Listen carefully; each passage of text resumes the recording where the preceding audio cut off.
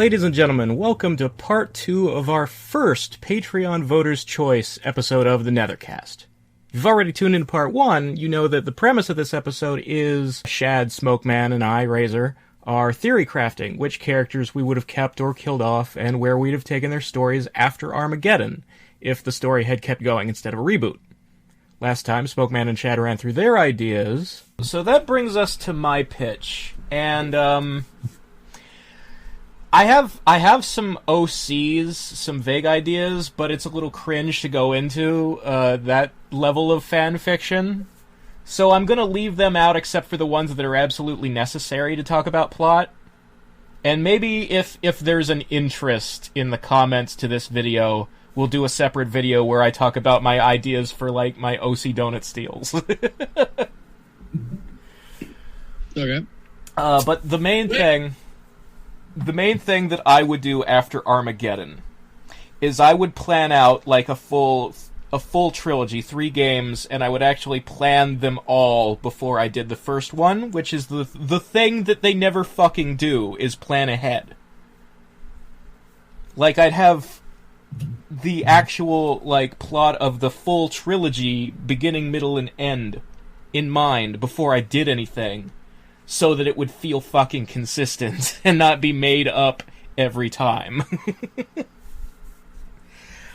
So sort of the goal of this trilogy would be to set up Dark Raiden as an end boss eventually. And so, since it's going to be 3 games, and we're building to Dark Raiden, I wouldn't do him as the boss of the first one right away. That wouldn't be the main plot.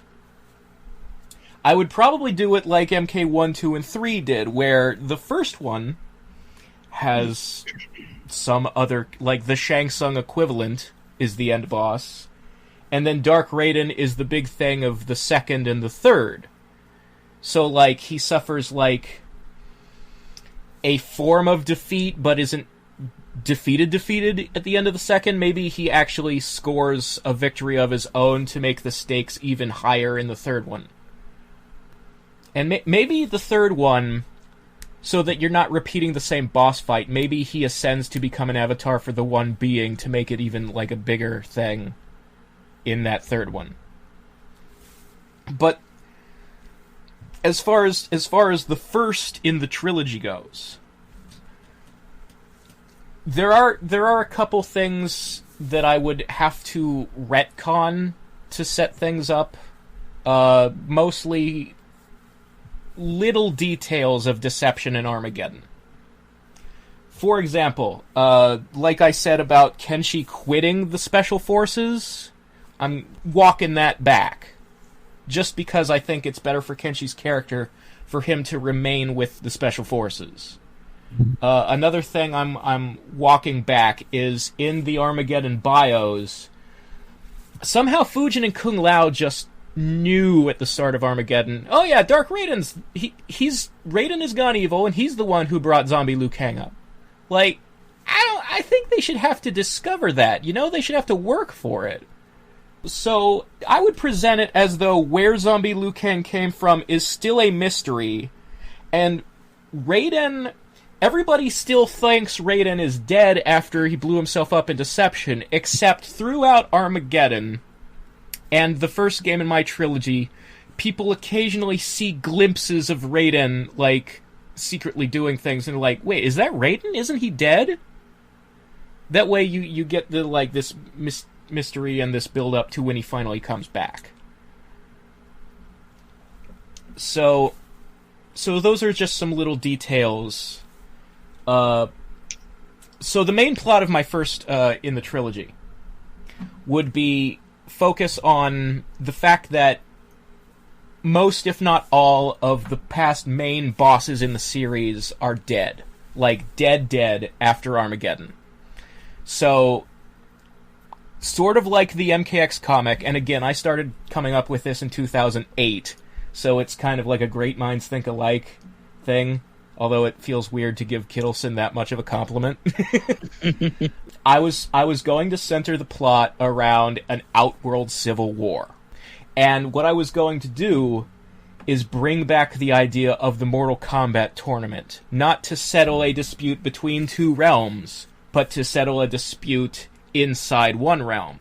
The premise is settling your problems with a fight and having martial arts tournaments are part of their culture. Like, we saw this in MKX when they were talking to Lee May, and they talk about how, like, when Mileena had the amulet, it wasn't, like, the way things are done in Outworld. It was, quote-unquote, not combat. So they're big on settling their problems with fucking martial arts over there. That's part of Outworld's culture. So I was going to have all these different characters vying for the throne to fill the void that Shao Kahn has left behind, because Shao Kahn is dead. And one of them is Reiko, one of them is Mileena. Ermac is kind of like the good guy option, although, again, there are two versions of this pitch, one where it's written in 2008 and one where it's for a rebooted universe after, like, characters like Kotal Kahn exist and are added to the lore. Because, like, I have a whole bunch of ideas of how I'd remake MK4 and Deadly Alliance and Deception and stuff like that. And so I would like going back to MK2 and 3, I would set up Minister Koatal as Shao Kahn's advisor NPC, who isn't playable in those games, but is present in cutscenes in the background. So, like, if you were going to insert Kotal Kahn into the universe, now would be the point where he starts calling himself Kotal Kahn and trying to claim the throne for himself, if you wanted to use him. But, so the central premise is you've got all these different factions, like, fighting over the throne. And then this OC who's, like, sort of the main boss or the sub-boss is a character from Sado. Because my feeling about using Order Realm and Chaos Realm more has always been that you need to take those characters out of their home realm and bring them to the realms we give a shit about in order to make them work. Like, Havoc is most interesting when he's leaving Chaos Realm and getting involved with characters we know. Hotaru was most interesting when he left Sado and took over a village in Outworld and started working for Onaga and all that stuff. So, like, these characters work best outside of their home realms because, let's face it, Mortal Kombat will always be about Earth, Outworld, and the Netherrealm. Everything else is kind of off to the side, and you struggle to make it relevant. So I would create this character who's... My premise for her was a female character from Sado. She's, like, a politician, and she has come to Outworld to, like, influence them the same way Hotaru did. And so she presents herself as this neutral figure, this mediator, who has come to negotiate who will actually inherit the throne. And her idea to do it is, you guys love solving things with Mortal Kombat tournaments, let's hold a Mortal Kombat tournament, and since I'm a neutral party, since I can be fair and impartial, I'll be the referee. And what you would eventually find out is that the Satan woman is a former politician. She lost her job, and she's gone insane, sort of like the Batman the Animated Series version of Clock King, where, like, when a person from Sado, when their life falls apart, they're so OCD that they just can't deal. And just, they completely lose all sense of reality. And so she's kind of become a nihilist. And the real reason she's holding this tournament is that she's using the fighting and the violence to collect blood sacrifices to release the God of Chaos from an imprisonment that the Elder Gods put him in when he created Chaos Realm, when he made that Tempest thing. Because that was a bad thing to do, so they punished him by, like, locking him away in some void or something like that, and she's trying to set him free. Because, like, her life in Sado, her perfect, lawful reality has been shattered, and she's completely given up on law and embraced chaos. And so she wants to set loose the God of Chaos and whatever destruction he may reign. And so that's sort of my... I guess I'd call her my sub-boss with the God of Chaos as the boss? But that's just to set up the scenario, so that's really the only OC I'm going to go into, and now I'll talk about what I have in mind for the actual, like, familiar characters. So my idea for Scorpion was my way of fixing his Armageddon story is, I came up with a retcon that doesn't undo what happened in Armageddon, but recontextualizes it. Let's hear it. Okay, so my scenario is that after he helped out with Deception and he went to the Elder Gods and he's like, bring my family and clan back, what he actually asked for first was, let me die and go to heaven and be with my family. Let me finally rest. And they said to him, you're a specter from the Netherrealm. If you go to heaven, it'll destroy you. Because remember, that was a problem with the Soul NATO that he was thrown into in Deadly Alliance? And so they tell him this, and they're like, we could do it if you just want non-existence. Is that really what you want? And he's like, well, what do I have to do to, like, get in, to be worthy? And he's, well, you need to... You can't make up for all your sins in a day, man. You need to keep doing more good deeds. And so he's like, then I will keep working for you as the champion of the Elder Gods and whatever missions you send me on until I am worthy of heaven. It's like building up your credit. Yeah. Basically, yeah. And now, so... is this where he comes to terms with the fact that he did serve with a clan of killers? Yeah. Like, you have to admit that if you go to hell when you die, it means you did some bad things, okay? So he's got some work to do yet to redeem himself.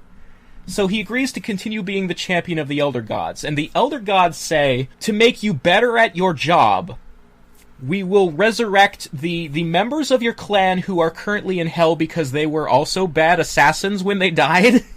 We will set them free and we'll give them powers just like yours, and you'll have this army of helpers. And so it's the same thing that they did, but it sounds like a good thing, contextualized that way. Because it's either this or those souls suffer in hell, right? And okay. So not only that, but that could also build up their, like, I guess, credit as well. Yeah, so also, yeah, that too. But, like, his wife and kid were not ninjas. They were innocent when they died, and they're in heaven. So they did not get brought back. They are not among the zombies. He's always going to have that little touch of logging. Right. So then, the Elder Gods, they know from Argus and the whole...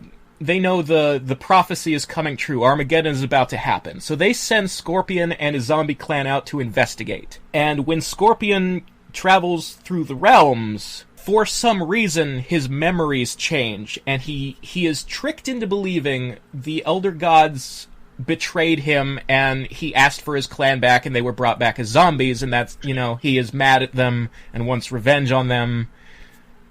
This mind control was done to him by Quan Chi, because of course it was. And that is how I make Scorpion and Armageddon make sense. So from there, Scorpion does what he does, fights Taven, shows up at the Pyramid Battle, angry at the Elder Gods. If you remember from the Armageddon bios, Kenshi was in charge of the good guy army. He was like the general leading them into battle at the pyramid. The characters are familiar with Scorpion. And they know that since Deadly Alliance-ish, at the end of MK4, whatever, he's kind of been on their side. They know that he's not usually serving the bad guys at this point in the timeline. So when they see him on the other side, they're like, what the fuck is Scorpion doing over there? What's going on? Kenshi uses his telepathy to figure out, oh, he's under a spell, and frees him. And thus, this is sort of influenced by MKX, so it's not entirely the idea I had in 2008. I didn't have it finished in 2008, and I have it finished now. So it's like, I want that friendship between Scorpion and Kenshi to be set up in this timeline the way it was set up in the new timeline. Because part of my post-NRS era ideas is to slowly work in the combat kids as children who you see in the background, as NPCs. They will never, be old enough to be playable in this trilogy, but I want to leave the universe in such a way that they could be characters after I'm done. So I'm setting up Takeda by having Kenshi be the one to free Scorpion from the mind control. So at this point, Scorpion is like, oh, that motherfucker Quan Chi, he did it to me again. And during the battle at the pyramid, he kills Quan Chi. And then he travels to the Netherrealm where he knows Quan Chi will respawn. And he kills him again, and again, and again, until he gets it out of his system. At which point, he's like, grabs Quan Chi up by the neck and drags him before the Elder Gods. and is like, as your champion, I present to you the motherfucker who causes all the problems in the realms. What do you want to do with this guy? At which point the Elder Gods basically erase Quan Chi from existence. They fucking destroy him so he can't come back to life anymore. like they did with Shao Kahn at the end of 9. Fuck you. I like that aspect of it. Yeah.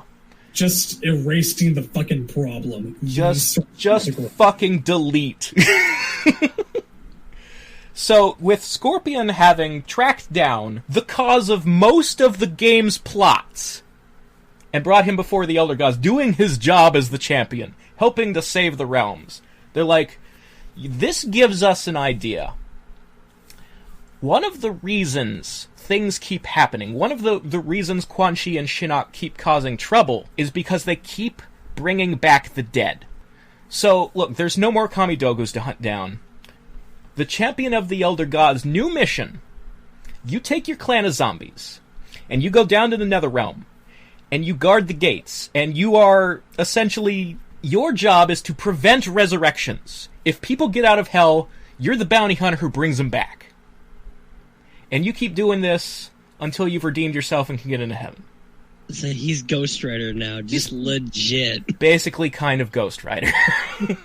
I mean, that wasn't my intention, that's a coincidence, but yes. I'm wincing a bit, man. I like the idea of Scorpion and his zombie clan having a major role watching over the Netherrealm. It's sort of like the same idea you had, Shad, except in mine he's more of a good guy. He's still a good guy in mine, but he's just a little bit overcome with the anger issue. He's more overtly a good guy in mine. My version of Scorpion is kind of like the Shirai Ryu in MKX, except he's still undead. Because I'm not entirely happy with the idea that if Hanzo came back to life, he'd get to keep all his powers. I want the white eyes and the fire breath. I think if Scorpion, like Spectre Scorpion, took off his mask, he should be allowed to have a face if he wants to. It shouldn't always be a skull.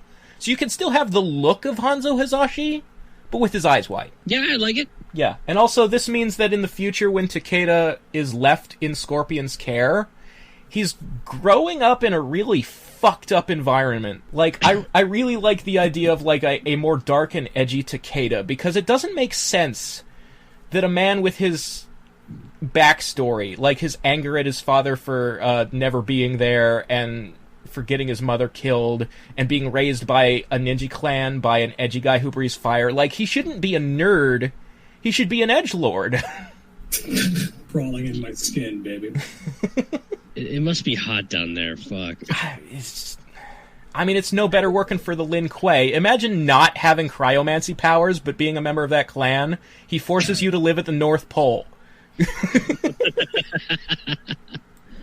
I respect the point of view. I like it. It's a tidy job of explaining things, but I've always been more of a fan of like kind of rolling with the punches and recontextualizing the errors made in storytelling or trying to explain. Yeah, I mean, my goal, like, I didn't want to erase what happened to Scorpion in Armageddon, but I wanted to explain it in a way that would make him not a bad guy. So I just went, it happened, but it happened because Quan Chi fiddled with his memories.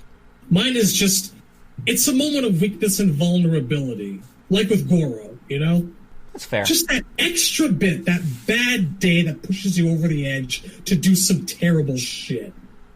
I mean, it's fine. I just feel like Scorpion has had that bad day too many times, and I'm tired of repeating that story. That's all. So that's where... You're also having Kenshi be the magic man that goes around freeing minds. Well, I mean, it's what he's good at. I like him like being the guy who makes friends with people and like solves problems. He's kind of like this cheerful, I don't want to say like Mr. Rogers or Bob Ross, like but he is really like peaceful and zen and like good at this shit. Pop this pill and you'll see. Even I do. So anyways, I mean, what's the alternative? Takeda raised by Ermac? There's probably a way you could do it that way, because, I mean, it would mean he'd have a sensei for his telepathy powers. But I don't know that Ermac would be a great teacher. I feel like he'd be too aloof and busy with other things. He's a weirdo, Ermac is. Or they are. Dad, can I borrow the car? Stop staring off into space, it's creepy. Sorry. We were internally discussing. The answer is no. So anyway, that brings me to Sub-Zero. So my thought for Sub-Zero at this point in the timeline is, we saw from Armageddon that he's got this room in the Lin Kuei Temple made up to look just like the Cryomancer Caves. And that's where he was keeping Frost in the block of ice. So my thinking is that over the years since Deception, Sub-Zero has been, like, sending the Lin Kuei into Outworld on these excavation and salvage missions to bring back pieces of his heritage, because, like, he wants to, like, explore and know more about the Cryomancers. And this is, like, one of several things he's got going on. He's also working with Cyrax and the Special Forces to fight the Tekunin. But the main thread is that he happens to be in Outworld when he hears about this tournament to decide who the next Emperor will be. And while he's there, he has this thought. He's like, I'm technically part Outworlder, like it's my ancestry. And also, like, most of the threats to Earth come from Outworld. I could enter this tournament, and I don't have to win it, but I could, like, support the guy who I think would be best for the realm, and, like, find someone who could rule Outworld who would be an ally to Earth. I could have an influence. I could do a good thing here. So would he be like the Raiden sort of role, like speaking into everyone's ear and shit? Or? He'd show up and he'd fight a few matches, and he'd be trying to, like, figure out who among the candidates who have the best chance of winning is not an asshole, and I will join their faction, and I will fight for them in the tournament, and I will help them defeat the forces of Reiko and Melina. And so he's potentially going to befriend Kotal Khan or Ermac and support one of them, or, you play through arcade mode, and his ending would be like, I decided I couldn't trust either of them, so I won the tournament, now I'm the Emperor of Outworld. But that's his arcade ending. That's not what really happens, Mm-hmm. But I like the idea, and again, I'm not going to go into my OCs, but I would introduce at least one, probably two new Lin Kuei members to be his students and show that he's gotten better at it since Frost, that he's a wiser teacher. But also, his students don't necessarily agree that Outworld is any of their business, and that, while we're busy here with this tournament, we're not fighting the Tekunin like we should be, man. So there's a little inter-clan drama, like a disagreement, that his student isn't an asshole like Frost, is like a responsible and loyal member of the clan, but doesn't necessarily agree that he's leading the clan in the right direction. And I think that would be, like, just to give him a little more dimension and show that, like, the Lin Kuei is not just a bunch of henchmen in the same generic blue uniform who all just fight as NPCs and do what they're told. Because it always kind of bothered me that once Sub-Zero took over the Lin Kuei, they didn't really do anything with the Lin Kuei except Frost. And that in Deadly Alliance, Sub-Zero's like, now that I'm in charge, I must prove that I am the best leader by going alone, abandoning the clan to Outworld, and then I'll just come back and told them, yeah, I won, I helped out, it was great. And they will respect me. No, I think he needs to take some people fucking with him. I should have actually mentioned on that note, I forgot I was going to say it before, but while I wouldn't have Sonya or Jax as active characters, and I would have laid the Special Forces versus Black Dragon thing to rest completely, I think I still might have actually introduced Gemini under a proper name as a character. Someone to actually really go in and, like, kickstart the what the fuck happened to, like, Colonel Jackson Briggs storyline. So I have her name. Like, what's wrong with Gemini? It's an obvious radio call sign. Yeah, you can keep it, but so here's I have a way in which I would use Gemini, which is off topic because it's not part of the sequel stuff. But if I was going back in and remaking the games, and I was including Special Forces characters like Tremor and Tazia and No Face and Gemini from the beginning, like they should have been, because Special Forces was supposed to be a prequel. I would have Gemini be Jax's love interest, and I would have her die when Suhao blew up the base in Deadly Alliance, to explain why Jax is so pissed off. Like, it's beyond avenging his soldiers, it's personal. It also goes a little bit of a ways to just explaining why Jax was just in angry black guy mode during Unchained. Yeah. Like, I want to explore where all that rage is coming from like a place that makes sense. So I would have Suhao have blown up Gemini in Deadly Alliance. And another thing, and this is again an addition, not part of the original 2008 pitch, since I'm setting up that the combat kids could exist, I would have Jax have married Gemini, and Gemini would be Jackie's mom in this universe. Like, Jackie would have been born after MK4 and be like a small child during the 3D era. So when Jax doesn't come home in Armageddon because Sector has him, Jackie is orphaned, and Sonya and Johnny adopt her. And so when they get together after Armageddon and Cassie is born, Cassie and Jackie are more like sisters. And I think that would... But Jackie would also be way older than Cassie, right? A couple years older. There's like 2 years between MK4 and Deadly Alliance. And there's no time between Deadly Alliance, Deception, and Armageddon. So if like Jackie's like a baby or a small child, like a toddler in Deadly Alliance, and then Cassie is born right after Armageddon, there's only a couple years between them. Like, it's a big sister, little sister, but it's not a huge gap. Okay. They're probably closer in age than Bihan and Kuai Liang are. Okay, that makes sense. So that does kind of bring me to what I would do with Sonya and Johnny. So Johnny, if you remember in Armageddon, he was responsible for telling all the heroes about the pyramid and how they needed to go stop Shinnok. So he wanted to lead, but they were like, "You're not a leader," and they put Kenshi in charge. But it was still, like, he was the one who sort of called the get-together and told them about everything, and, Shinnok kind of tricked him into doing it by sending him these visions and shit. And so he feels responsible for all of the good guys who died at the pyramid. And it's kind of like, he feels like it's his fault they were there, and he's got this weight on his shoulders about it, like he's carrying this guilt. And that's what drives him to retire from fighting. And so I would have Johnny Cage be an NPC who does show up because he's sort of, as an expert martial artist, one of the ways that he's still, like, doing good in the world is that he's helping Kung Lao train White Lotus Society members, because I feel like he fits more with the martial arts side of things than he does as, like, a free contractor member of the Special Forces, like in the new timeline. Yeah, like he makes more sense teaching people kung fu, because kung fu is what he's good at. I enjoy him being part of the Special Forces, but I recognize also that it's a way to keep him around and actively involved in current events.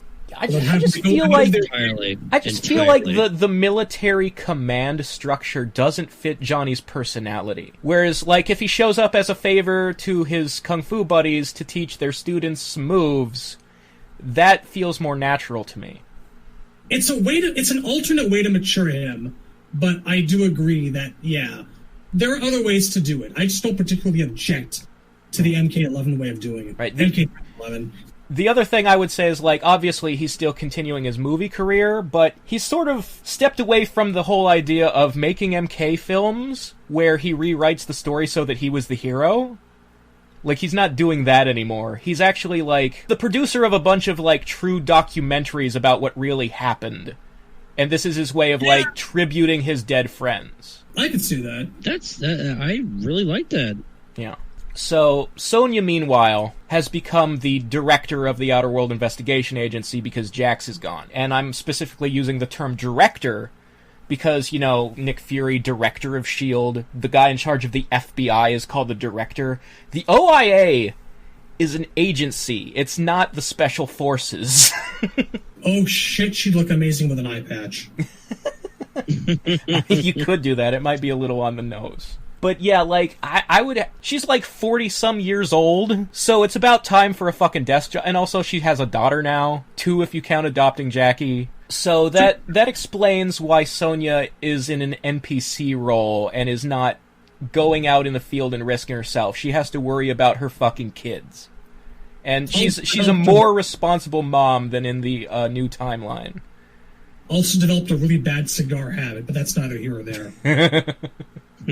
So I would have her giving Kenshi and Cyrax their orders as her main role, and certainly she could come back as a playable character in the second or third game, because, like, once I do bring Dark Raiden back actively, I wanted, like, again, I set up that they don't know he went dark. After he died in Deception, all they saw was these like sightings and these rumors. They don't know how or why or even if it's true that Raiden is still alive. So when Raiden shows back up, he won't necessarily present himself as an obvious mustache-twirling villain. He'll be trying to recruit his old allies to a plan that some of them recognize rightfully as darker and more aggressive than they should be, and some of them are on board for. And Sonya is probably the kind of person who would be on board for some, like, aggressive military action that Dark Raiden suggests. So I still don't like her. Cool. I mean, she's gonna realize in the end, because he's gonna go way off the rails. Because Dark Raiden is fucking crazy. If you couldn't tell with the dress code. Yeah, I just want him to be better at fooling. Like, in 11, the beginning of 11, Sonya is with him. You know, because he's not necessarily presenting his ideas as, let's blow up our enemies. Let's destroy their realm so they can never threaten us. He's presenting reasonable, like, ideas of, okay, they're massing their forces, we need to strike before they get us.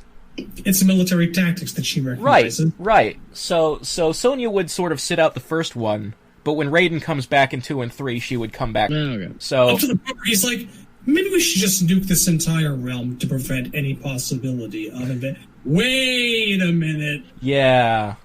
That seems a little dark, man. That was trash. Fuck you. So, as far as the rest of the special forces go, at least in this first game, it's mostly about Cyrax, the OIA, and the Lin Kuei in joint operations trying to stop Sector and the Tekunin. And it becomes more Cyrax on his own against the Tekunin, the more Sub-Zero sort of gets caught up in this Outworld tournament thing. So that sort of brings me to the White Lotus, which is Kung Lao and Fujin mainly, because in my version, Liu Kang would not reunite spirit and body and come back to life during Armageddon. It's more of a situation where they have to put the zombie down to protect people, and it's, you know, he has to make that sacrifice. He's like, we can't find a way to rejoin us, just stop my body, and I'll accept it, and I'll go to heaven, and it'll be fine. So they kind of have the tearful goodbye between Ghost Liu Kang and Kitana, and they stop the zombie and lose out of the picture, unless I bring him back in the third to be the guy who stops Dark Raiden. But I don't know if I'll do that or not. So Kung Lao, I mean, Bo Raicho dies in Armageddon, much like Shad's idea. So I wanted to depict Kung Lao as older and wiser and having found his place. Like, he never really worked as a replacement main hero, but he's really good as, like, the Shaw Brothers style kung fu teacher. You know, he's got a lot of life lessons that he learned the hard way that he can now impart on his students. Yeah, like, I think through my interpretation of Kung Lao, I'd like to think that following Armageddon, he finally does reestablish the White Lotus Society. The Shaolin aren't so much of a concern of his anymore. It's definitely more about the White Lotus, because I want his students to not necessarily be Chinese people with shaved heads. Yeah. I would introduce an OC who is his student who would be sort of more diverse. I was thinking about maybe a character from India who would have special moves based on, like, the 7 chakras or whatever. Something... There might be something original you could do with sort of their ideas of mysticism and martial arts and the body that we haven't seen in Mortal Kombat yet. But I wanted a Kung Lao who's more like the old man Kung Lao from X. I can agree with that. I wouldn't have him, I don't think, be a part of the hunt for Dark Raiden, because I think that these events disillusion him a little bit. He needs something to focus on, and to him, that's the White Lotus, and then he has the unfinished business with Goro. And it's all really a way for him to take his mind off of the fact that his faith has, in a very real way, been shaken to the core. Yeah, I think my take on Kung Lao as this kung fu teacher figure is that I would also like to sort of involve his past with the Shokan. And I would like to have a new Shokan character, like an OC, come to the White Lotus temple and basically be like, this is the temple whose students beat Goro?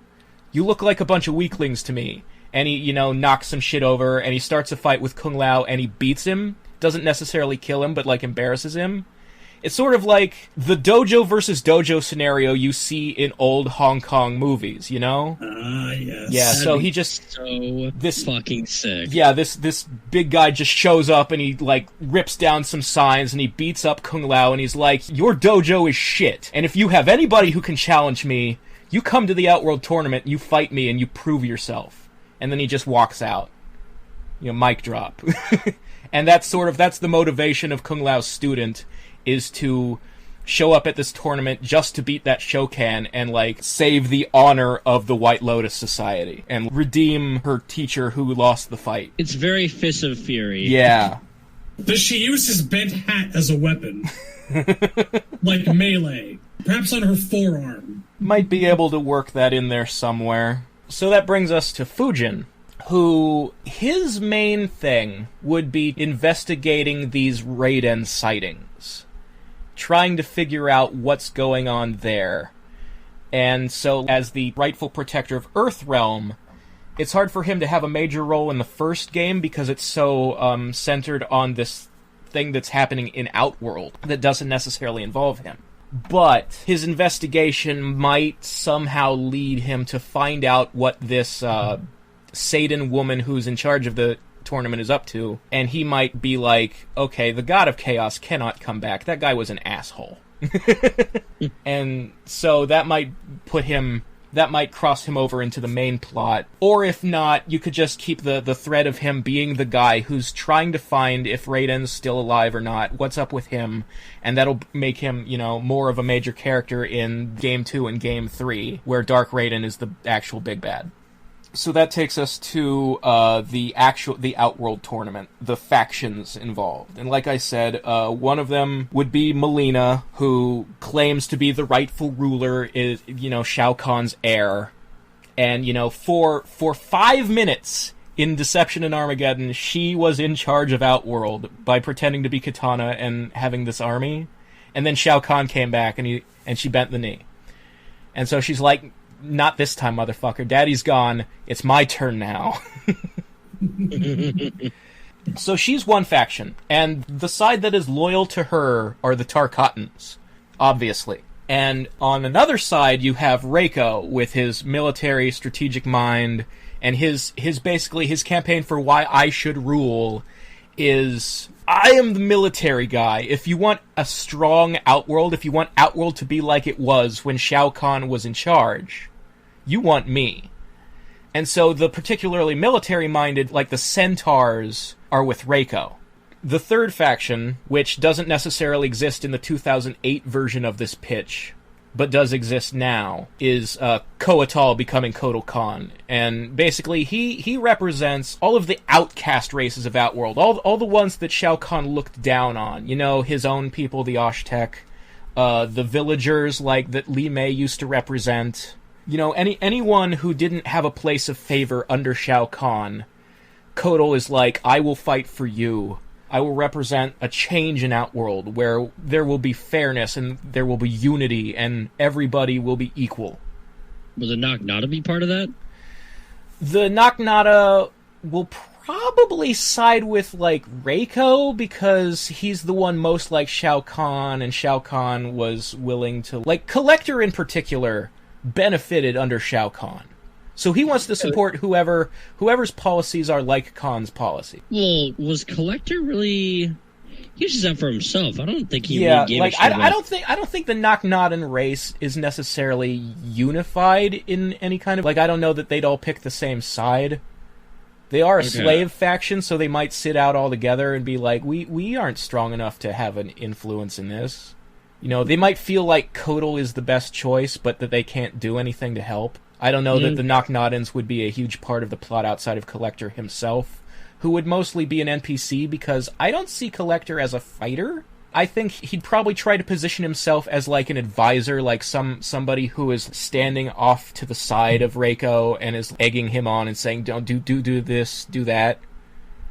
Like he might be angling for a higher role in the regime, but Collector fighting feels to me like this is a guy who's supposed to be smart, and he's clearly not playing to his strengths if he's getting involved in battle. It also sidesteps the fact that his moveset sucks. It's a problem with him, unfortunately. Yeah. Yeah, fuck. and I'd probably, like, if I was using more MKX characters, I would probably have Aaron Black there. I would have him maybe start out, because he works for whoever's going to pay him, right? I would have him maybe start out working for Reiko, but switch sides to Kotal at a point where Kotal is able to, like, outbid Reiko, or is able to present, like, look, that's the losing team. You want to be with this one. That would give Aaron a little more to do than just being, like, the muscle, you know? Aaron is also, to my perspective, at least like the older, more experienced version, the kind of guy who will also make the right call. Yeah. Even when there's no money involved, ultimately. It's like, you didn't see me actually put a bullet through that guy who was guarding the gate, but I did it anyway.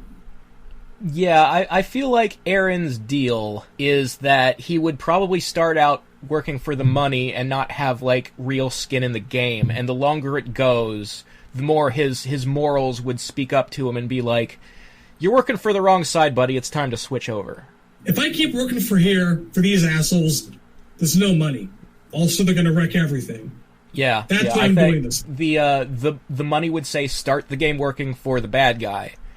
And Aaron's personality would tell him switch to Kotal, or whoever else may be. Like, it might not necessarily be Kotal that is the best choice as good guy leader. And again, this is MKX Aaron. This is not 11 Aaron. I'm trying to fix Aaron. But for me, I just didn't bring up any of the 9 through 11 guys. Scarlet, even. Right, I get it. Because again, I wanted to present two versions. One where it's like, I wrote this in 2008 and these guys don't exist. And another where I'm actually positioning this at the end of a long string of remakes is my second version of the pitch.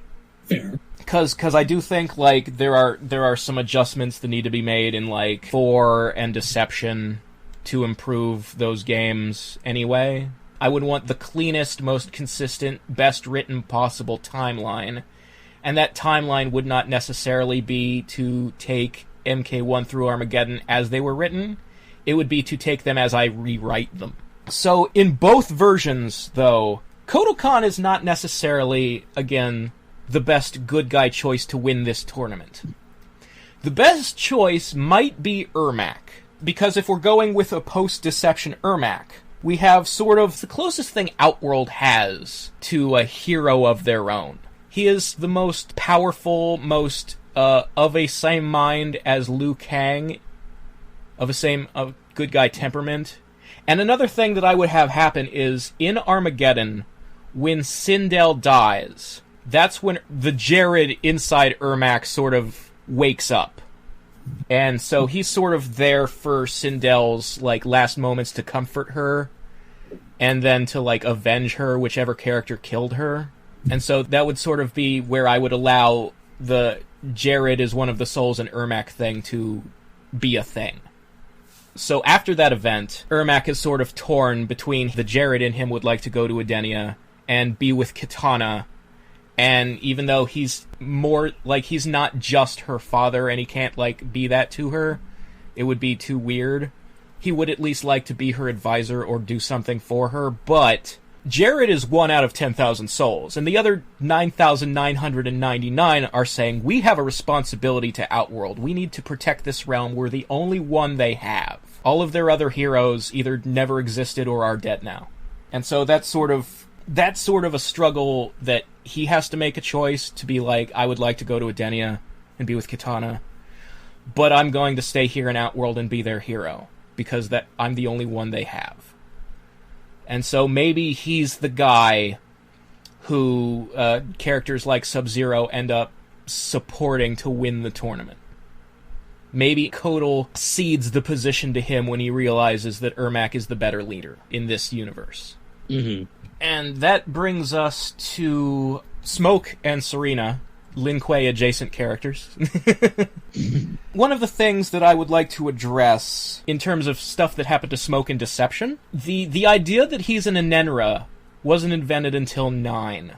But the idea that he became a demon when he was taken to the Netherrealm did start in Deception. So I'm kind of blending those things. So I am saying that when Noob Saibot brought Cyber Smoke to the Netherrealm in Deception, and Smoke kind of went haywire and transformed from the purple robot into the cloud of nanites, what was actually happening there is that his Enenra side was sort of coming to the fore and corrupting the nanobots, and he became a cybernetic demon. The problem is that this transformation was so disorienting and so weird for him that he had no idea what was going on, that his personality still wasn't able to overpower the programming, and so he was still stuck serving Noob Saibot for a little while. And so that brings him to Armageddon, where Noob took him to attack the Lin Kuei Temple, and he got beaten by Taven. And basically, being separated from Noob because Taven defeated them both, and Sub-Zero sort of captured Noob and tried to fix him. So Smoke was on his own for a bit. That allowed him the time to sort of assert his personality and break that programming and finally be free. See, that's roughly the way that I look at it, too. Yeah. Except that I view the time that they spent on the Netherrealm as being what kickstarted Smoke's inherently good soul start coming back to the fore. It kind of started a glitch that didn't necessarily kick in, like, the Enenra form, but it's what provided the shock that allowed its soul to expand. It's just a slight change, because the original version is, the Netherrealm is full of corrupting energy, and it corrupted the nanites and caused them to go haywire, versus the new version of Smoke's backstory, which is that he's secretly been a demon all along, so taking him to the Netherrealm inadvertently awakens his true nature. Mm-hmm. It works both ways. Yeah. But I think that for me it's just kind of more like a whiplash effect. Yeah, but for me, like, the true nature element of it, the Enenra reveal, is what I want to sort of emphasize, because what I want to do with Smoke after Armageddon is have him sort of on a journey of self-discovery where he's like, okay, so it turns out my life was a lie, and I've been a demon all along. What does that mean? Am I evil? Is there nothing I can do about it? Like, can I go against my nature and be the person I want to be? Or are demons irredeemable and I'm stuck down here in the Netherrealm forever? Like, what does it mean to be a demon? What is my life now? Especially because I still don't understand the robot side of it. And it's sort of him trying to cope with and control his new, like, nanite form and decide who and what he is. And he has to figure that out before he can go back to the Lin Kuei and rejoin his friend's side and, like, have a life. And so on this journey of self-discovery, I want to segue over to Sareena for a moment. My idea is that, basically, during the Battle of the Pyramid, Sareena was freed from having to work for Quan Chi because Quan Chi ran away when Taven beat them up. So she goes to the Battle of the Pyramid, and she finds Sub-Zero there, and she fights at his side. And she's like, confesses, I'm sorry, they made me give up the location of your temple. I didn't want to do it. Will you forgive me? And Sub-Zero, being the nice guy who believes in second chances all the time that he is, trying to save everybody, is definitely, like, forgiving. Mm. And so Sareena becomes a full-fledged member of the Lin Kuei clan. Mask and everything. Not necessarily. I would just leave her in a pink and black outfit, but I'd put Lin Kuei logos on it instead of Brotherhood logos. Because they don't have to wear blue. That's kind of dumb. Sector and Cyrax didn't wear blue. I always had a vision for, like, kind of this imagery of Sareena, I guess, burning the Brotherhood tattoos off her shoulders. Yeah, so I had a thought about that. Because I imagine her with, like, scars all over her shoulders from trying to remove her tattoos the, like, do it with a knife self-harm way. and then trying to cover up her shame with strips of black leather wrapped around her shoulders like bandages or something like that. Because Sareena's driving motivation, basically, is that she hates what she is, hates being a demon, so... Because I imagine, like, Sareena's story after Armageddon is that she's basically secretly in love with Kuai Liang. But he's kind of oblivious to girls. And also, she feels like she's so self-loathing and ashamed about being a Netherrealmer. And she knows that, like, look, the one time she showed her true self to Sub-Zero, he mistook it for, like, a random demon and tried to fight it. And so she's, you know, she doesn't want him to know that when she gets too heated in battle, she hulks out, basically. She's ashamed to be a demon, and she's like, I can't be with him, I can't really be at his side, or even a true member of the Lin Kuei, like he says I am, as long as I'm a demon. And so she sort of leaves the temple and doesn't tell him where she's going. She just kind of disappears in the night, runs away to, like, find a way to become human. And she basically hears about the legend of Datusha, Ashra's sword, and is hunting for Ashra and her sword. Mm-hmm. And on her journey, which takes her back into the Netherrealm, because she heard that's where Ashra and the sword came from, and maybe they're still there. She doesn't know where Ashra is.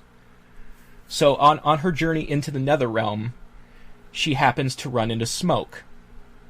And the two of them end up fighting on the same side against some other Netherrealmers that I'll get to down the list, who are, you know, basically vying for control of the realm because Shinnok is also gone. We see a lot along the similar lines, don't we? I think there's a lot of some things you said that I'm like, that's similar to what I said, but I'm going to get there.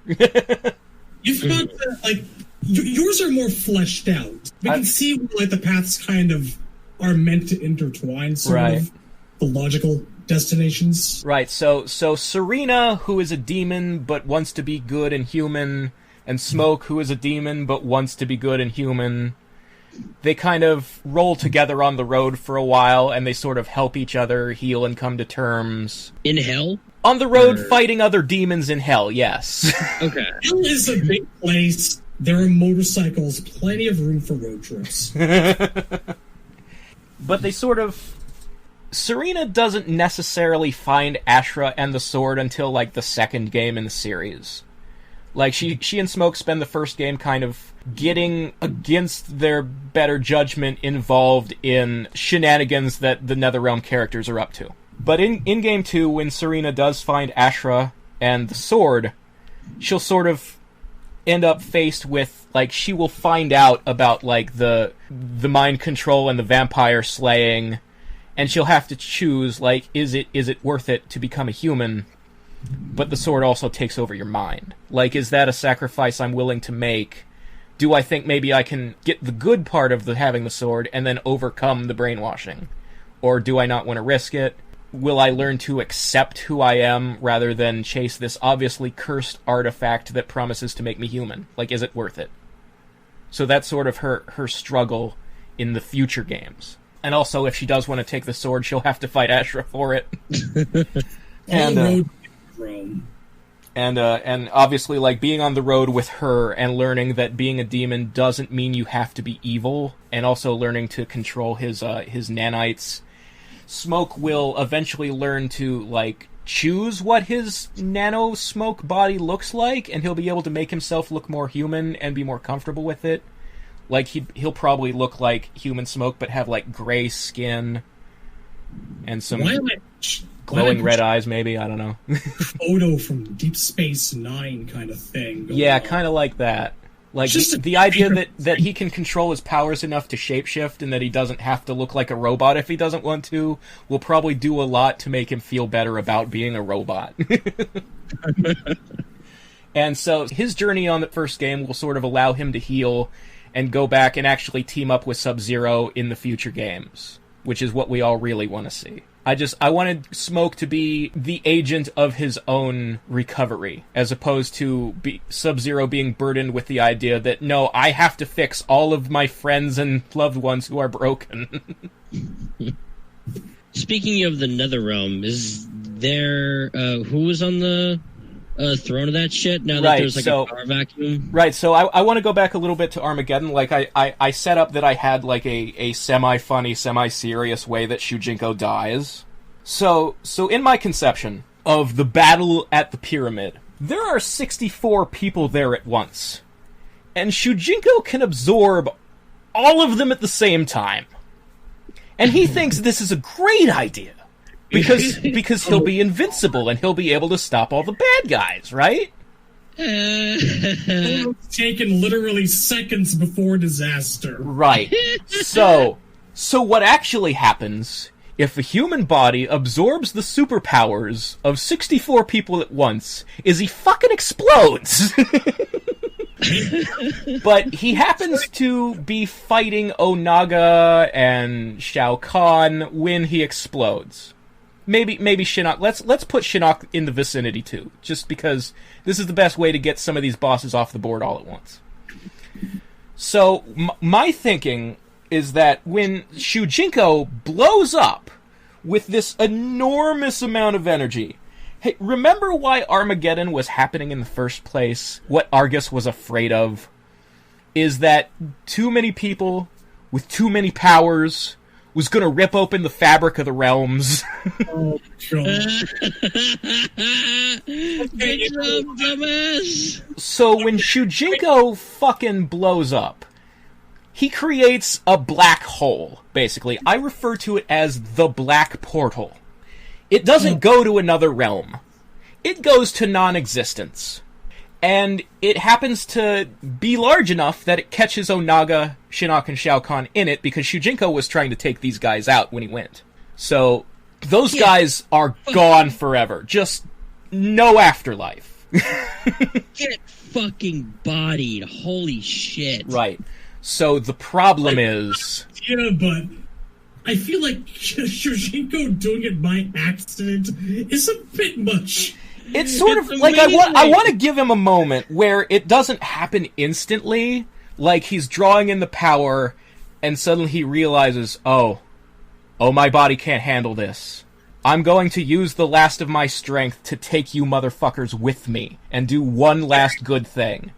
That's something. Yeah. He doesn't know it's gonna, like, leave a permanent portal to nothingness in Edenia. Shujinko does have a legacy of trying to do the right thing and screwing it up. It's thematically appropriate, I'll give it that, yeah. Right, so I just wanted Armageddon to sort of live up to the promise that, hey, this fight is going to be really, really, really bad for reality. So now there's this portal that nobody can close, that just fucking kills you. Erases you from the universe. Chameleon 25 feet away with a camera. And this is sort of the ultimate legacy of the Battle of the Pyramid, is the pyramid is gone, some people died, some people lived, everybody kind of got out of there once they could return to safety, once there's no Blaze to fight anymore, once they'd taken out their own personal arch nemesis if they could. But it's like, oh shit, if we stick around in this crater, that portal's gonna suck us in and we're gonna be erased from the universe. Now there's just a terrible place in Edenia out in a desolate field no one ever really visits anymore. Right. So the ultimate legacy of Armageddon is that there's this area of Edenia that's like quarantined. Like the Elder Gods say, you are forbidden to go here. Nobody can tamper with this portal because the last thing we fucking want is it getting bigger. So this is sort of the hanging sword of Damocles over my trilogy, is that the hole that could destroy the universe is open and sitting there, and nobody knows how to close it, and it's a big fucking worry. But right now they have that area, like, cordoned off and nobody's allowed to go there, and, like, Taven's probably watching that shit like a hawk, because now that he's the protector of Edenia, this is the most important thing in his fucking life. First day on the fucking job. Yeah.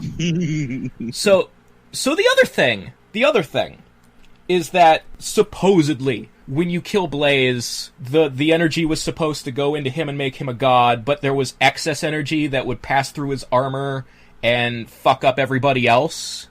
it would kill them or take away their powers, or it would go wrong and give them too much power. I found a solution to that, because that's a bad idea. We don't want that in the fucking lore. Take it away. So my concept is that Taven's up on the top of the pyramid, and he's running Blaze through with his sword, because it has to be the magic sword that kills Blaze. They forgot that shit when Shao Kahn beat Blaze in 9. That Argus rigged the game. Blaze can't die to anything but those magic swords. So he's sticking his sword through Blaze's chest. And then he sees the point of another sword come out the other side. Because Dagon snuck up there and got behind Blaze, and the two of them stabbed him at the same fucking time. So Blaze's energy goes into both of them, makes them both gods. And there's no excess left to go through their armor and affect anybody else. Now, Argus, who, if you'll remember from the endings, Dagon did not actually kill him. He just let him think he killed him. He was playing dead, and he was sitting up there with the Elder Gods watching what's going on. Argus realizes, oh shit, the plan is fucked up. And he comes down, and he's like, okay, I'll settle this. Taven, you're my heir, you're the good one, you're the protector of Edenia now. Dagon, you done fucked up, son. And he banishes him to the fucking Netherrealm. Because that's what you do with bad guys in this universe, I guess. Sure, it's always worked perfectly before, but... Yeah. And Argus is like, son, I'm at a loss. You clean up this mess. I'm gonna be with the Elder Gods. They already made me one of them, like, a long time ago. And so he just kind of fucks off like the jerk that he is, and Taven is sort of the one in charge of, like, stopping the fighting and making everybody go home and not get eaten by the black portal.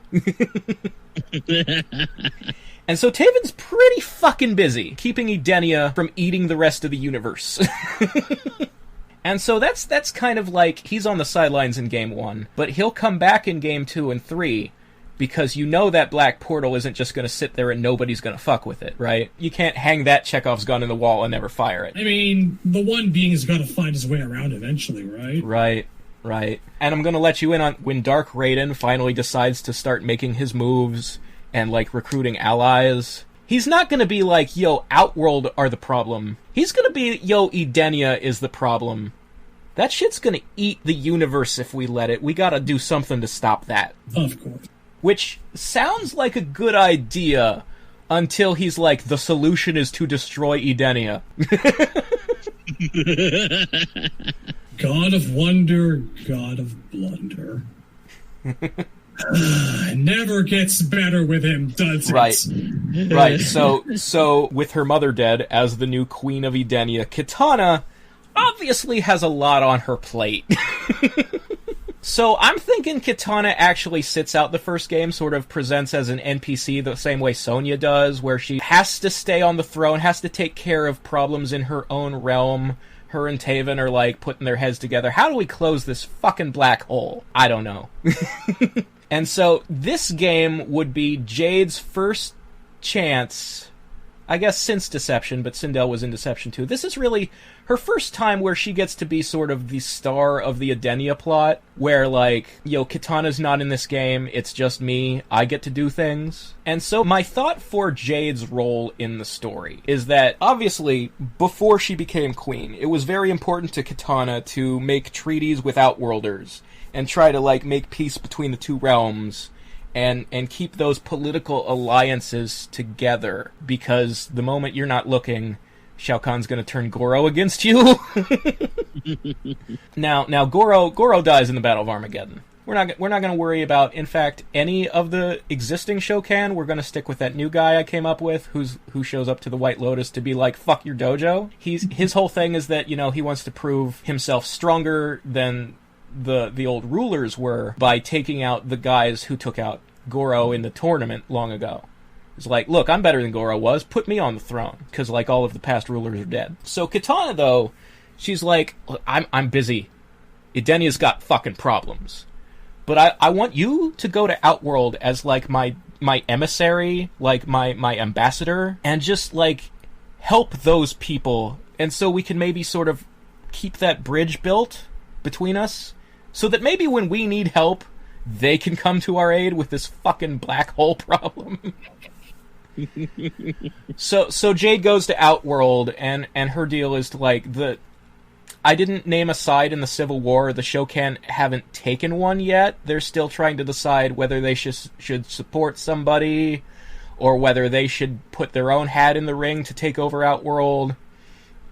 Jade sort of comes to the Shokan, and I want to introduce the idea that when Shao Kahn and Goro had the heel turn in Deception, maybe the whole race wasn't on Goro's side. Maybe some of them were like, this is dishonorable, we signed a treaty, I'm not with you, fuck Shao Kahn. We remember what that guy did to us in MK3. Exactly. Like yeah. Shao Kahn's Civil War, like I was saying before. Yes. Not everyone would be available, and not everyone would be on board with Goro's plan, and there's turmoil and there's dissent, and that's what I think Kintaro would take advantage of. Right, so Jade's job is to sort of come into Outworld and help the Shokan pick a side and, like, to support whoever... The same thing Sub-Zero is doing, basically, at the tournament, trying to decide who would be the best peaceful ruler of Outworld, who would be the best, like, ally, not Melina or Reiko should win.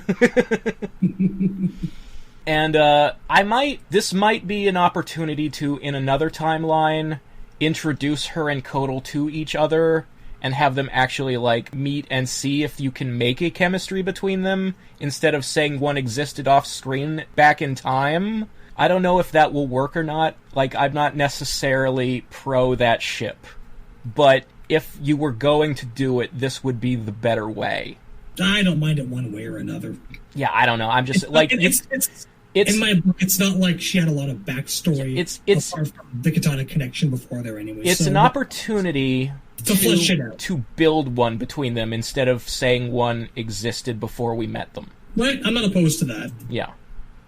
It's a potential experiment you could do in writing this idea. Like, you could take it or leave it. So that's kind of what the Edenians are up to. They are, like, Jade is obviously in this game on her own. Kitana and Taven are NPCs, and then Edenia becomes much more important in Game 2. So, I also talked about warring factions in the Netherrealm that Scorpion, as the new guy who stops people from coming back from the dead, has to deal with.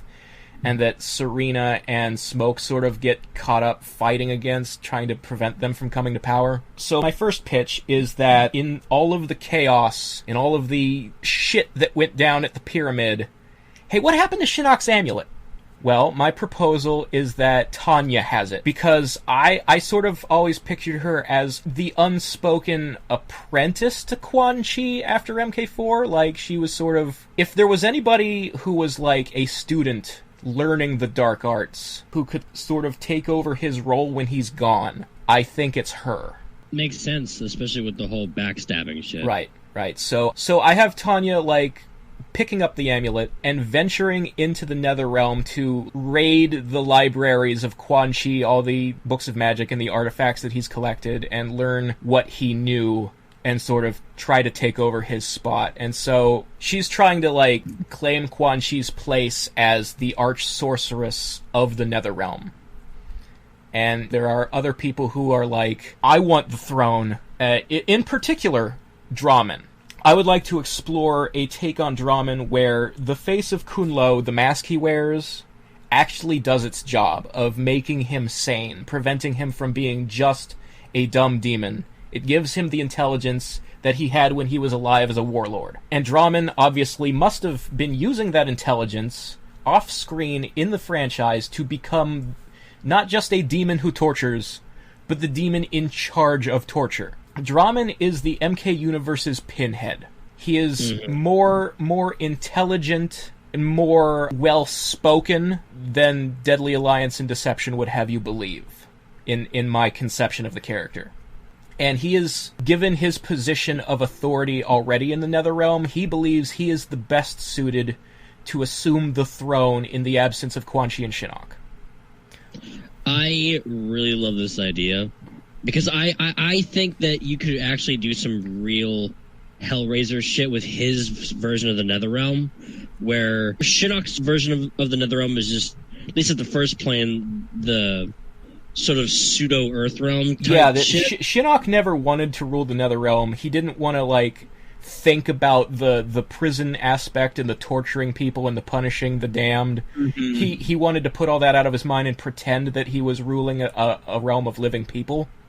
And so he tried to disguise everything, and he tried to, like, not think about the job of the demons.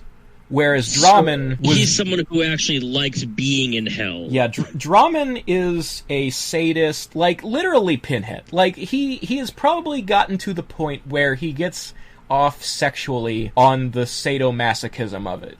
He's still capable of that, but yes, under his rule, the Netherrealm, at least under his purview, is a place of chains and flesh. I literally see him having the type of dialogue where he's like, the pain is wonderful and it's beautiful and we have such sights to show you. Mm-hmm, it's my gift to you and shit like that. Yes, like he's romanticizing hurting people. Mm-hmm. That's how I imagine Draman. Yeah. So the thing is, like, Draman has the most aspirations to the throne and is the closest politically to already having the position, but he doesn't necessarily have the strength to hold it against all the other challengers, which is why he wants to get the amulet from Tanya really fucking bad. I believe you've also mentioned that in this version, Moloch would be dead.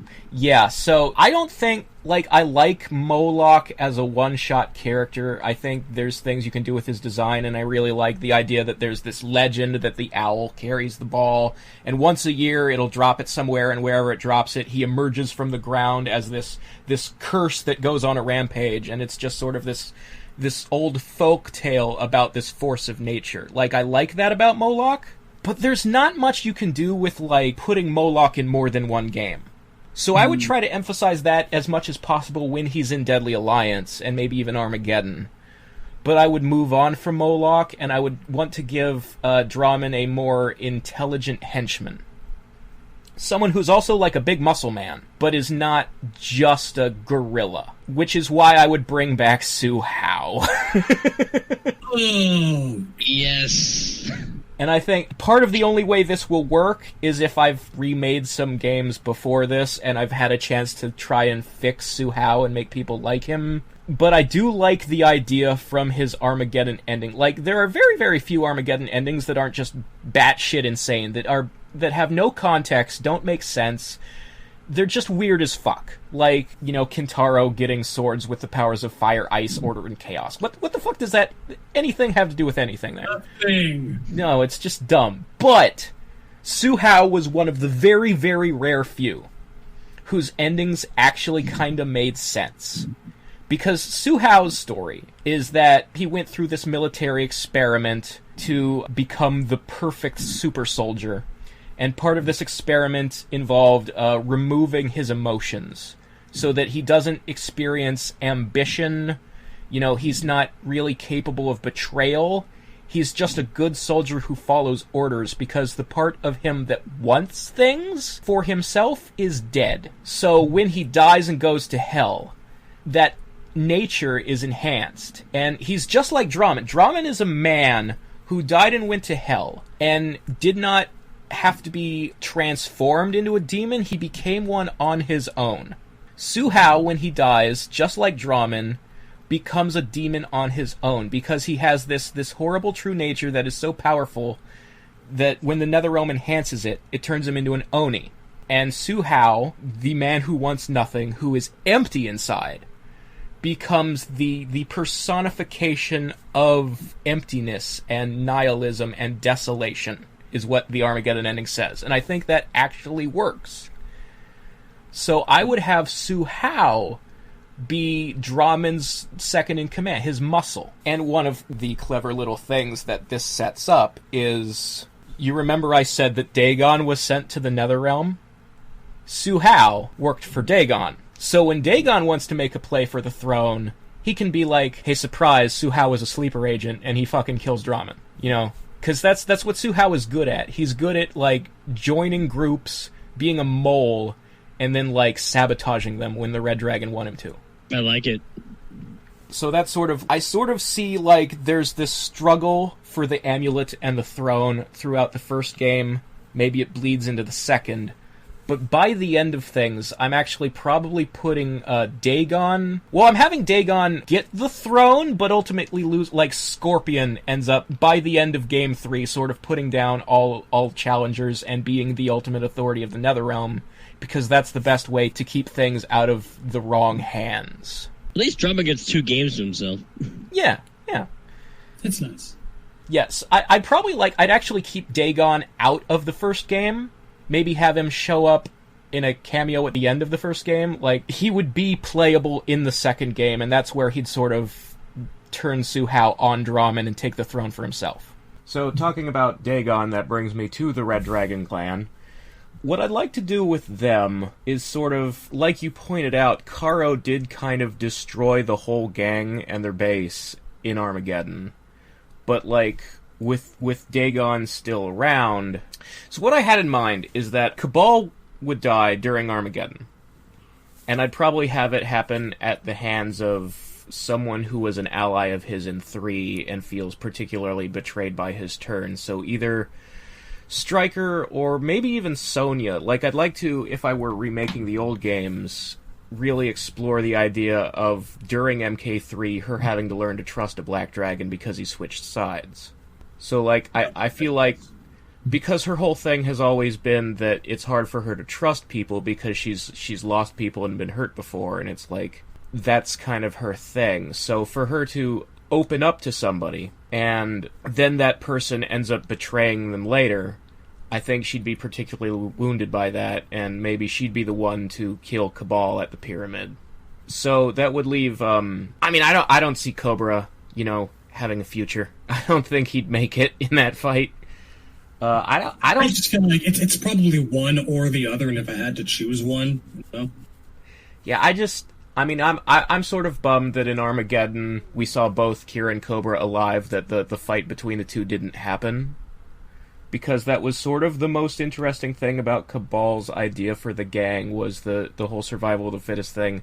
I'm going to recruit 2 people, I'm going to take them on a training mission, and then I'm going to make them fight each other to the death. And that way I will have the strongest clan. If I just that's my recruitment method. Always take 2 guys and make them fight each other. It's sort of like Joker does it in The Dark Knight, right? With the pool cue. Yep. We're going to have tryout. Exactly. I like that. So, I always wanted to see Kira and not Cobra.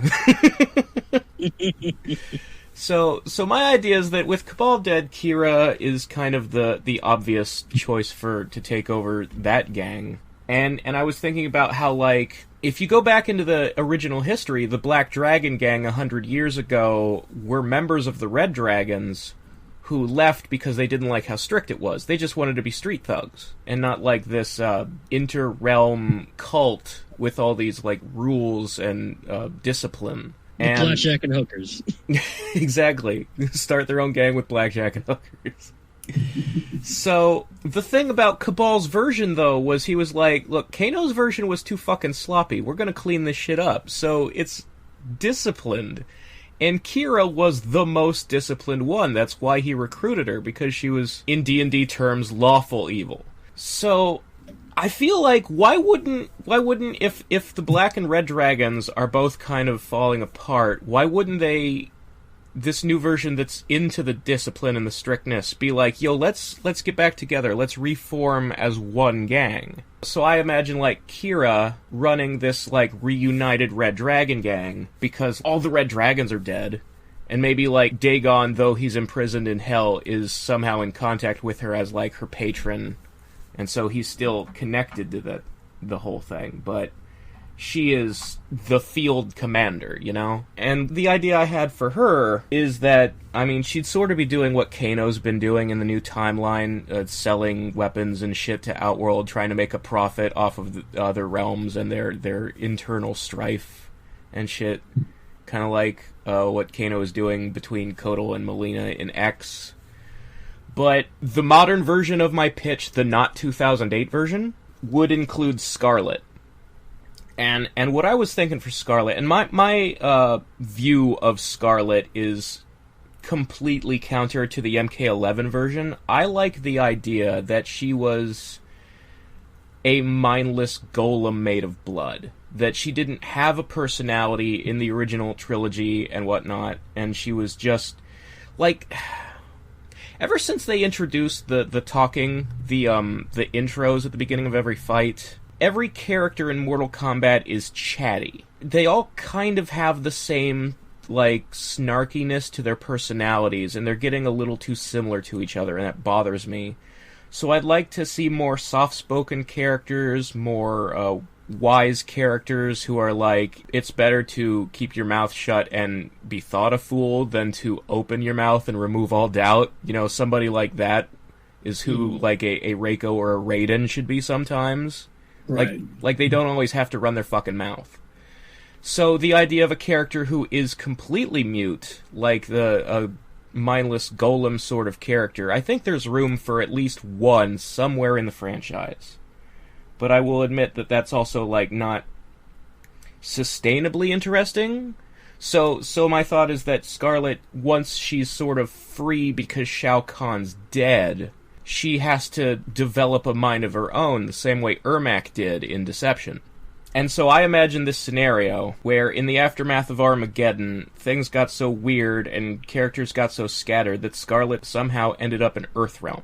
And I imagine this whole scenario where she's like this Jane Doe waking up in a modern hospital, and she has amnesia, and she freaks out and escapes, and it's like a horror movie scene where she's making tentacles of blood, and it's like a Carrie thing where she doesn't know she's doing it, and it's real freaky. Kind of Spider-Man 2-ish? Yeah, kind of like Spider-Man 2 with Doc Ock. But that whole scene, you know, now the authorities are after her, and this brings her to the attention of the premier organized crime in Earthrealm, which is the Red Dragons. So Kira finds Scarlet and sort of knows who she is from stuff she's been told by Cabal about, like, past adventures in the Mortal Kombat universe and whatnot. And so she's like, if you work with us, I'm going to tell you who you are. You were created by the Emperor of Outworld. You're his daughter. You have a rightful claim to the throne. So we have all of these magic artifacts we've collected, you know, all of the Red Dragon chambers of artifacts in their stores and stuff. So we have all this, like, secret knowledge that will help you learn how your blood magic works and learn to control it. And we'll give you access to that.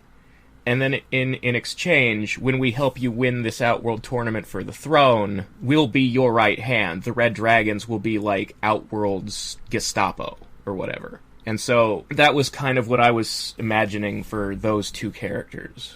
And on the surface level, you might think, gosh, it's awful coincidental that the two redheads are on the same team in your idea. And that didn't occur to me till later. That wasn't the intention at first. But I feel like, I don't know, like, Scarlet was weirdly working with the Red Dragon in the MKX comic, and they didn't explain it, so that's maybe where I was getting the idea from. Like, the idea that that could be a thing, but what if it made sense? Yeah. And then she would, like, learn to talk and shit, right? Yeah, she would develop a personality, and I actually, like, I had a whole idea for this of, like, why Shao Kahn created Scarlet in the first place. Like, this whole secret backstory, where I was trying to explain why Shao Kahn keeps adopting daughters. Why he wants Sindel and Kitana and Mileena, why he's trying to have a family, and he keeps doing it by, like, not the normal biological means. So this thought I had was, what if, like, back when Onaga was the Emperor and Shao Kahn was the protector of Outworld and his advisor, what if he had, like, a mortal family, and in all these different wars they were fighting to unite Outworld, the family happened to die, and Shao Kahn, one of the main points in the original trilogy was that Shao Kahn and Shang Tsung couldn't bring back the dead. They needed to ally with Shinnok and Quan Chi to get Sindel and Mileena back. So I wanted to, like, say that bringing back the dead is something that Shao Kahn has always wanted to learn to do, and that he's, you know, there's been all kinds of different experiments he's tried to learn it. And one of the original reasons was to bring his first family back. And so he tried using the blood of his dead daughter to recreate her, but all he got was a body without the soul. And that's why she's this mindless golem. And so, because it wasn't really his daughter, but it looked like her, it was kind of, looking at it was a reminder of the failure. So he's locked it away for thousands and thousands of years and didn't use it. And then MK2 and 3 comes along, and he's like, I'm this close to being the god of the universe. I will use that secret weapon. I like it. I really like it. I think that sort of develops Khan a lot more. Yeah, because so he tried to bring back his real daughter, and he failed real bad. So at that point, he's like just trying to recreate the feeling of having a family, and he keeps going about it in these twisted, fucked up ways, forcing people to be his family. Mm-hmm. And that's kind of what Sindel and Kitana and Melina were all about. It's in a way where it doesn't undermine how evil he is. Yeah. It's more involved than my original take on Scarlet, which was just, while Ermac is the souls of the vanquished Outworld warriors and Edenians, she's literally created by the Grist, by people like Baraka and his Tarkans being sent out to, like, collect the dead off of off the bodies, and, like, she would be something that Shang Tsung creates in his flesh bits. So the flesh counterpart to Ermac's soul. Right. Like, I get that too. I was trying to think of a way to give Scarlet a personality, and what would that personality be? Because, like, obviously the direction they went with in 11 was to just make her talk about starving on the streets and being an orphan. Like, they grafted this whole... The thing that bothers me about MK11 Scarlet is that she has the exact same backstory as Collector does. And I like every character to have their own unique personality. I don't need two starving orphans. It's like what they did, I think, was to try to go with a really, like, they went for an easy way to make sympathetic villains. It's like, oh, let's make their backstory sad, but a little bit too much copy paste. Yeah, it's not even like Scarlet's orphan backstory makes me sad. Like, I don't give a shit. Like, no, there's no reason to be sad. Like, whoa, fucking whatever, man. It's not a valid, like, with Collector, I can kind of feel the sympatheticness because he's still pathetic. But with Scarlet, it doesn't really correlate to the present-day adult version of her. Like, it's just an excuse for her to do bad things, and that's boring. So I was trying to give Scarlet, the idea is that once she's finally, like, alone and has to develop a mind of her own, the impetus for that would be the knowledge that she's technically Shao Kahn's daughter, and so she's trying to be... She doesn't know what the dead daughter was like, but she's trying to imagine that that's how she should be. And so she's sort of trying to put together this personality based on, like, the things she's told about a dead person she's based on. Mm-hmm. I like it. I really like it. It's a much better idea than 11. And so the other thing I wanted to do with the Red Dragon Gang is, since I was keeping Kenshi in the Special Forces, and if you look back at Deadly Alliance, okay, so Mavado is the guy who almost killed Kenshi guarding the palace. And Sonya also had an experience in her conquest mode where she was, like, faced with a vision of Mavado. Like, when they went through that portal that only sorcerers and deities know about, it makes you face an illusion of whoever your worst enemy is, and hers was Mavado, I'm pretty sure. It was. Yeah. And this is supposed to be, like, the reveal, because the Red Dragons are, like, masters of keeping their existence a secret. Deadly Alliance was the first time they let anyone in Earthrealm know about them. And so, like, the revelation to the Special Forces that there's this other dragon gang out there that is worse than the Black Dragons... I wanted to actually do something with that. So I would actually, like, slightly retcon in the idea that in Taven's, the part of Conquest where he's going through, like, the Crimson Forest Caves, the Red Dragon Base, and he runs into Kano, and he meets Dagon and finds out that his brother's evil and all that stuff. I would like to slip Kenshi in there somewhere in the background and say that while Taven was infiltrating their base, Kenshi was also infiltrating their base on behalf of the Special Forces. So it's sort of like in the MKX comic where he went undercover, and that's why the Red Dragons are after him now. Because, like I said, in the modern version of this pitch, I'm trying to set up Takeda's backstory as well. So Kenshi's story in this is that, like, Cyrax is the member of the Special Forces who goes after the Tekunin. Kenshi is the member of the Special Forces whose mission is the Red Dragons. And so the Red Dragons are retaliating, And in the modern version of this pitch, unlike in the 2008 version, that also leads to the Red Dragons finding out about this woman that he had a child with a long time ago, and they kill the woman, and Kenshi has to take child Takeda to Scorpion. That's probably, like, something that would happen towards the end of this, is that because I want to slow build the new status quo for Scorpion, I'd probably have Takeda be left in Scorpion's care at the end of this game. So Kenshi is sort of spending this game on the run from Kira and Dagon's people. And the one thing that I really want to do that I added on after MKX came out is possessed Kenshi. I want the Red Dragons to break his sword, and he has to deal with the consequences of, like, his ancestors' souls are angry and out of control because the sword, the way that he controlled them, is damaged, and so they're, like, occasionally taking over his body and making him do things, and it's, like, happening in fits and spurts that he's trying to fight against it and get them back under control. And Scorpion helps him with this the way that he helped Scorpion with the mind control in the past. Because Scorpion knows what it's like to be sort of out of control and haunted and, like, need to learn to control your emotions. Although in Kenshi's case, he's trying to control other people's emotions. It always really, really bothered me that in MKX the possessed variation existed and it wasn't used in story.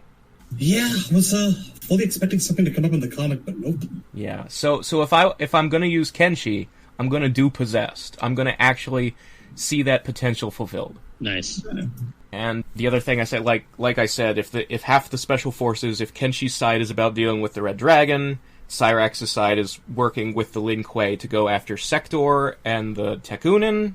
So one of the things that I want to do with Sector, in a world where the Tekunin exist, I want to explore the idea that he's sort of achieved the ultimate goal of all this cyberization, which is to sort of abandon the meat completely and become an artificial intelligence. So Sector, in my pitch, is a full AI that can body hop from Tekunin drone to Tekunin drone, and therefore is almost impossible to kill. I believe I was talking about Ultron earlier. Yeah.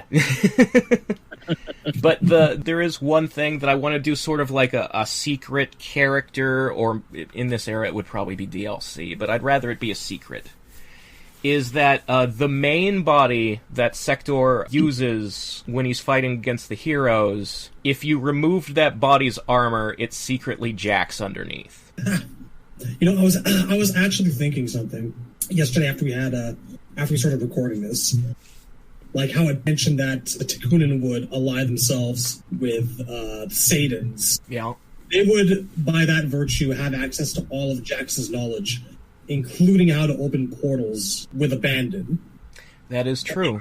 And they would keep those portals open. So the idea that I had was, like, they would start, like, conglomerating themselves as, like, the Sadin-Tekunin alliance, and they'd start expanding.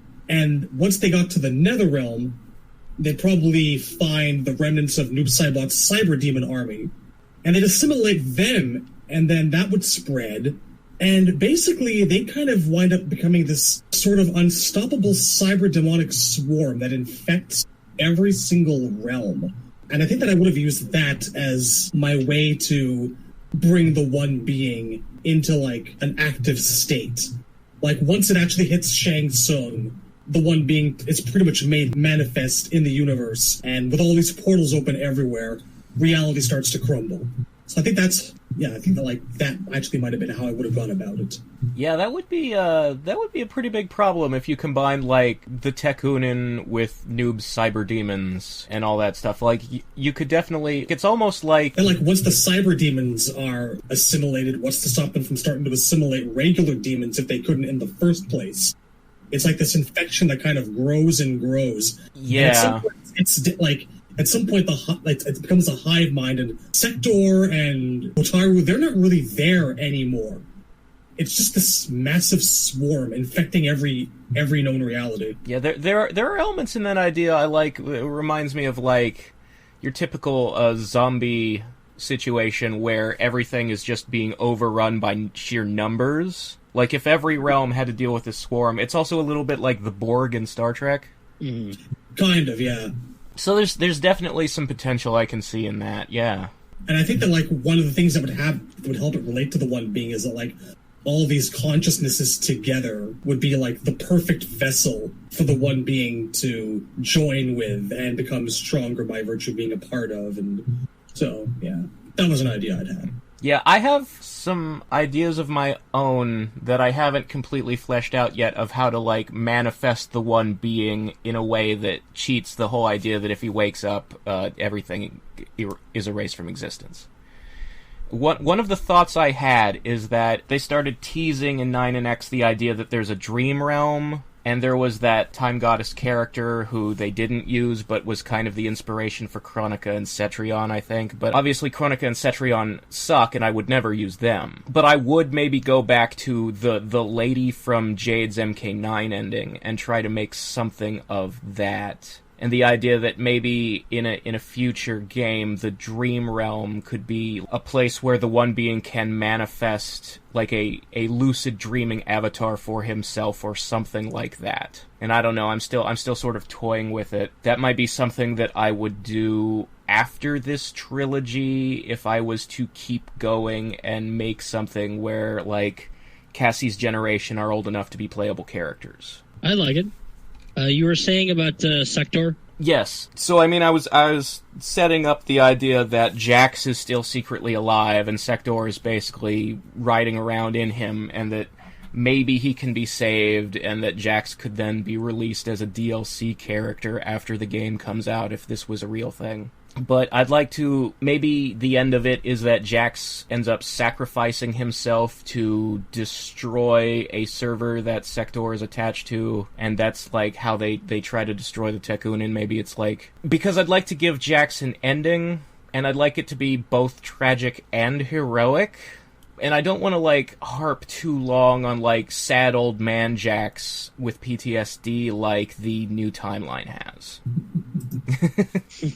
But I like the idea of establishing that Sector becomes Skynet. I do have a question. If Sector is all about just getting rid of the meat part of being a cyborg and just being a full-fledged robot, why would he keep Jax around? I think as an AI, if he wants to have a physical, if he wants to do things that involve, like, touching things in the real world, he does have to inhabit the bodies of his cyber ninja soldiers. And maybe Cyrax is still limited by the fact that he was originally human, so he's not, like, the best multitasker. Maybe he can only possess one body at a time.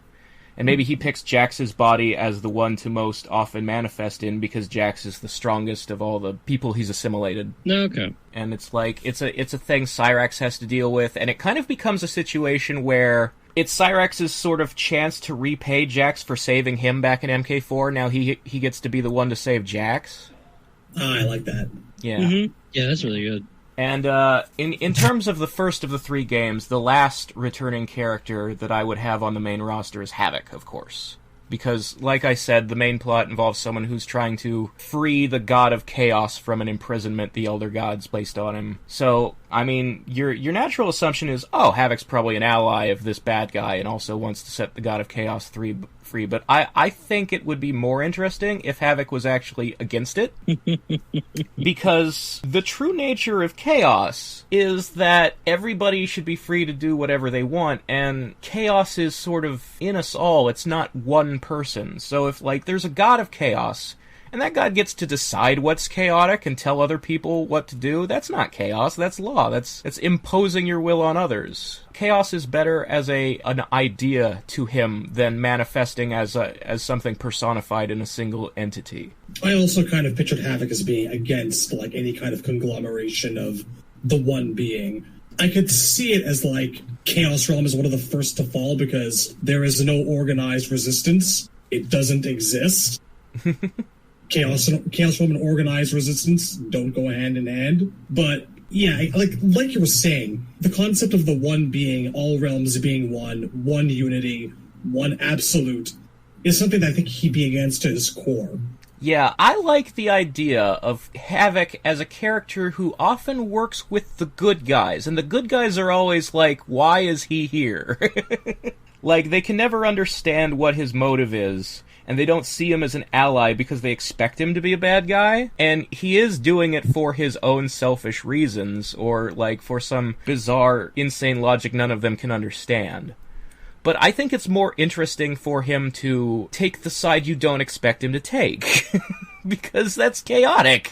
Mm-hmm. So, the other thing is, like, obviously this villain I've set up, this woman from Sato who's gone crazy and is now an acolyte of chaos, she doesn't necessarily truly understand chaos because she's originally from Sato, and she has her own, like, perspective on it that benefits her. And part of it is this just nihilistic, like, my life fell to shit, so I'm gonna destroy the universe thing, and Havoc is like, no, you don't get it. If the universe doesn't exist, there can be no law or chaos. The god of chaos wouldn't be for that, and I'm not for that either. So he's the voice of, like, the true religion, and she's a pretender, you know? Yeah, I like it. So that's sort of the main roster of the first game in a nutshell. And as far as, like, the rest of the characters in the MK universe, I'll just go through, like, who would return in Game 2 and 3, and who would be dead at the pyramid. So, Reptile, sadly, I think I would have died. I might allow some loophole in a future game where Chameleon could still regenerate the Saurian race, or I would reveal, like MKX did, that there are still some Saurians living underground in Earthrealm or something like that. But in Reptile's case, I actually might, like, do the whole pass the mantle thing. Like, maybe he died in the actual pyramid fight, but Chameleon didn't, and maybe they found out about each other beforehand. So Reptile 2 comes along, and he's not as much of a loser as his dad was. You think they in the middle of the fighting at the pyramid, they found a spot behind a big rock to impregnate her? Before things started, you know? Perhaps. I wouldn't rule out the possibility that they managed to get together right before the end. Another thing I thought of is that in Armageddon, Reptile joined with the Red Dragon Gang because they were doing these experiments to combine Karo's DNA with humans to make dragon men. So Reptile had joined with them because they were doing these genetic engineering experiments, and I think the idea was in that game they were going to use his DNA to bring the Raptors back as payment for him being on their side. So maybe Kira's Red Dragon still has some Reptile DNA stored away to make an army of Raptors. I don't know, but I feel like Reptile... It's hard to picture a man after losing and sucking for so many years turning it around. I kind of feel like he's the guy who gets the sad, tragic ending, where, like, I tried so hard and got so far, it didn't even matter. I would unfortunately have to have Reptile, I think, die. I wasn't even supposed to be here today. He is. He's Dante. A little bit. He needs to shit or get off the pot. Nah, fuck him. Harsh. That's rougher than I would go, but the sentiment is not too far off. Like, I appreciate why Reptile has fans. He is one of the original classic ninjas, and green is a color I enjoy. But I just think the man has such an established history of failure that I can't see... If he suddenly did somehow have a happy ending and bring his race back, it would feel disingenuous now. It would feel too sudden and unearned. Mm-hmm. So next up is Rain. I would actually... Like, Rain is good at running away when he sees things aren't going to go his way. I would have him survive the pyramid. I think he would probably come back in the second game when Dark Raiden is attacking Edenia and would be like, the fuck are you doing here? We don't want you here. And he'd be like, come on, you need me. just suck it up and admit it. I am powerful and you need my help. And he'd be fucking loving it. And they'd be like, this motherfucker. He's basically like Storm, right? Yeah, I mean, powers-wise, he's pretty fucking broken. Lightning fight, dude. And, like, I love the idea of him smugly showing up to Kitana and Jade's, like, war planning and, like, oh, fuck, what are we gonna do? Our realm is in real trouble. And he's like, seems like you guys could use some help. Someone who can control the weather. And just being the smuggest asshole. but they have no choice. I think that would be fun, and I think Rain's fans would really enjoy getting to see him sort of in a role where he's not jobbing. Let's see. Male Chameleon I'd probably have died. I didn't actually get to mention it yesterday, but yeah, I think you've heard this before. My plan for him was to always make him into, like, John Carpenter's The Thing, this horrible abomination of science gone wrong, not actually a real saurian. He uses other people's powers because he eats them. So this is more for, like, if a remake of Trilogy. I have an idea for a Male Chameleon backstory, where he is the reason the raptors have been going extinct at such an accelerated rate compared to, like, before. Like, they were an endangered species in MK2, and all of a sudden they're completely extinct except for Reptile in MK3. The reason for that is that the last few left, Shang Tsung has been kidnapping them and experimenting on them in the flesh pits, and he has used their DNA combined with some of his own, because he makes clones of himself down there. That's what meat is. Spare bodies in case he dies that he can put his own soul into.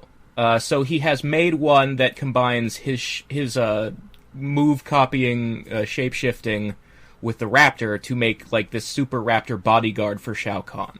And it's also, like, secretly, if anything ever happens to me, I can put my soul in this more powerful version of myself. And he just happens to use all the ninja powers. Yeah, so...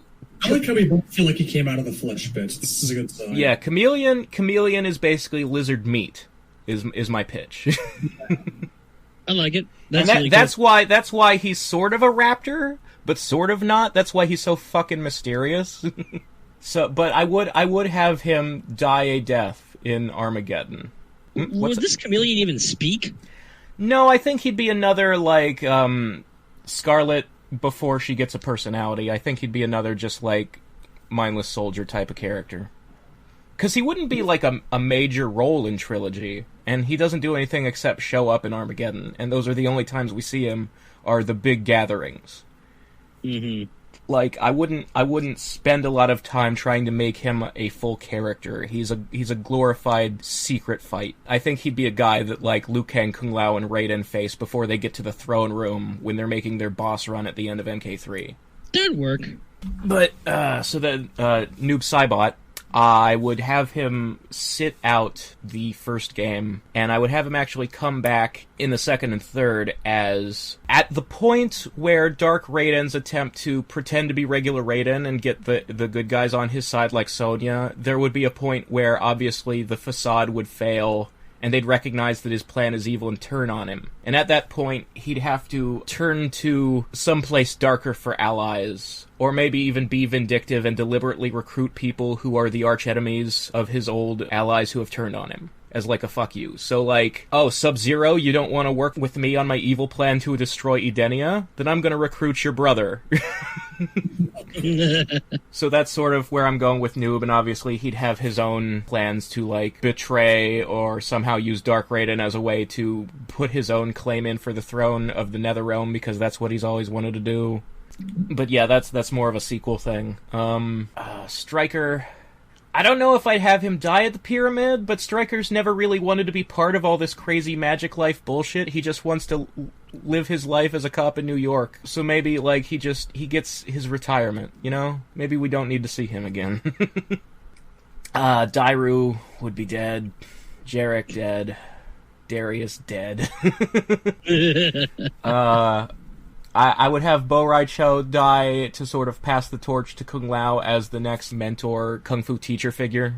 Mavado fucking dead. Fuck Mavado. Holy shit. Yeah. Holy fucking shit. Worst fucking character.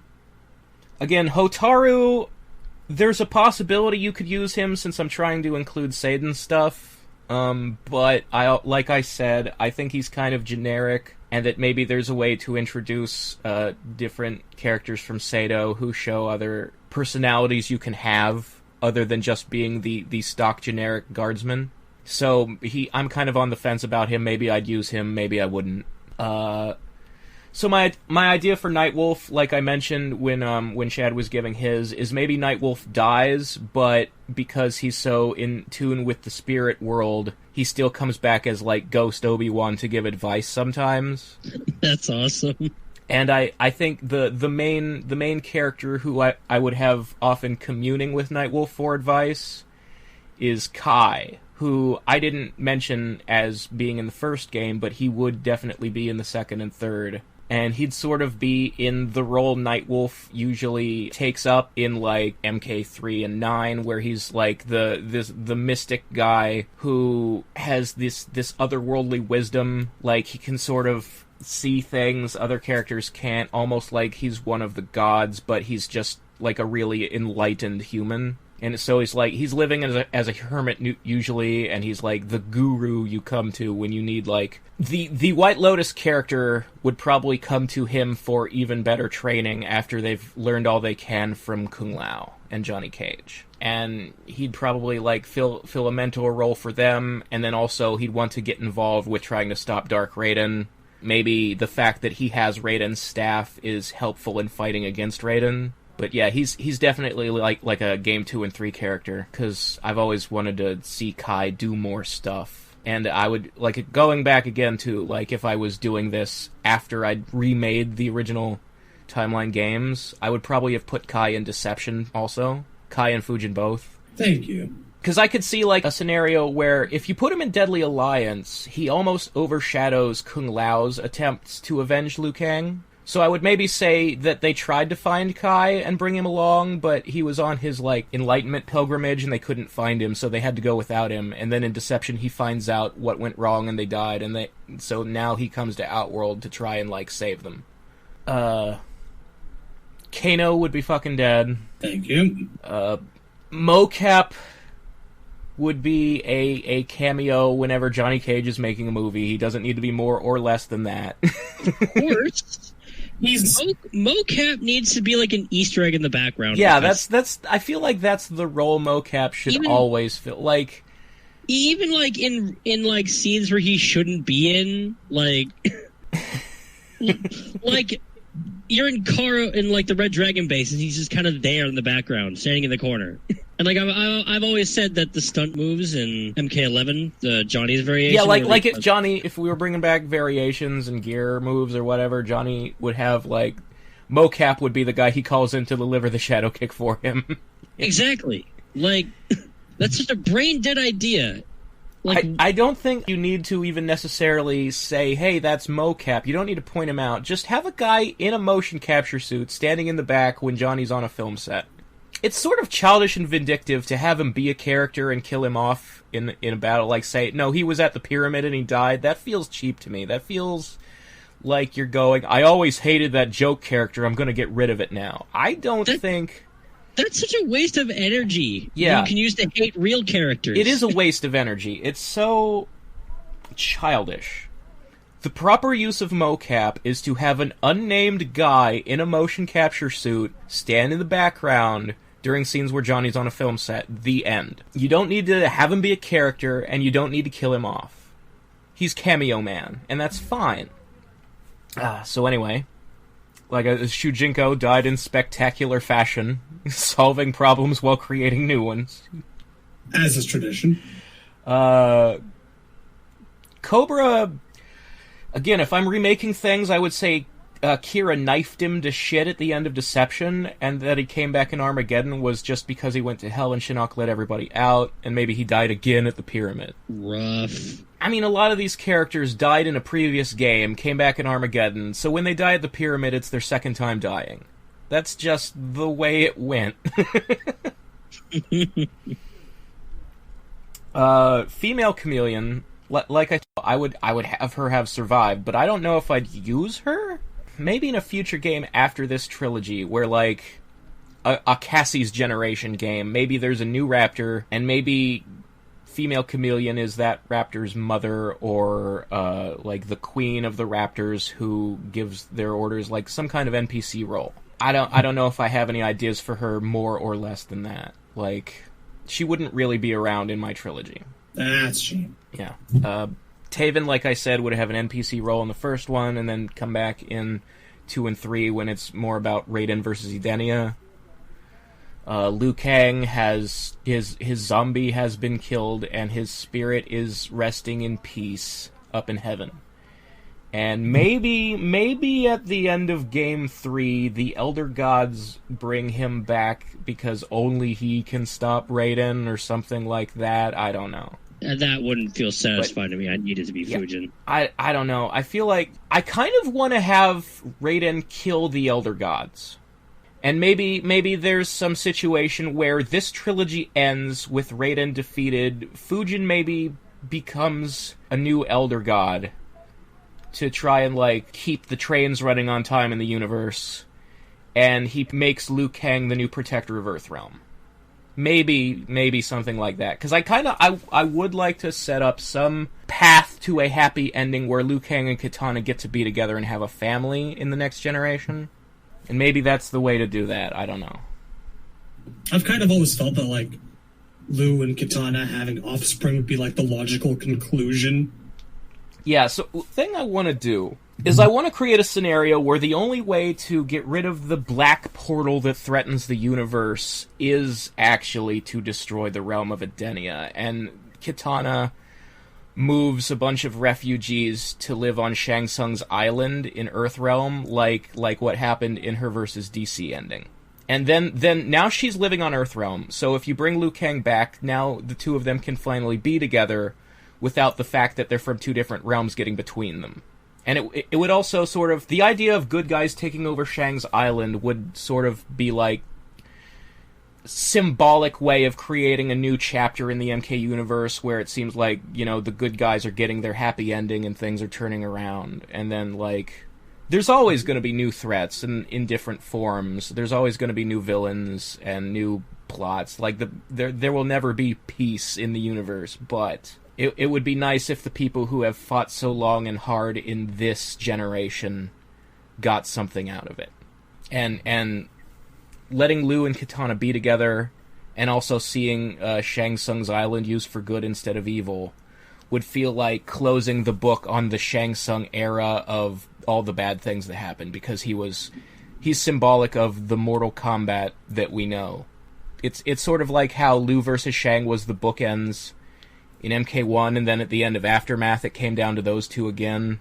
My idea is, like, Shang Tsung sort of represents our generation of MK, so when his island is no longer, like, this symbol of evil that he ruled from, that represents the closing the book on his threat and the threats that followed him. And then you can do all new things with Cassie's generation.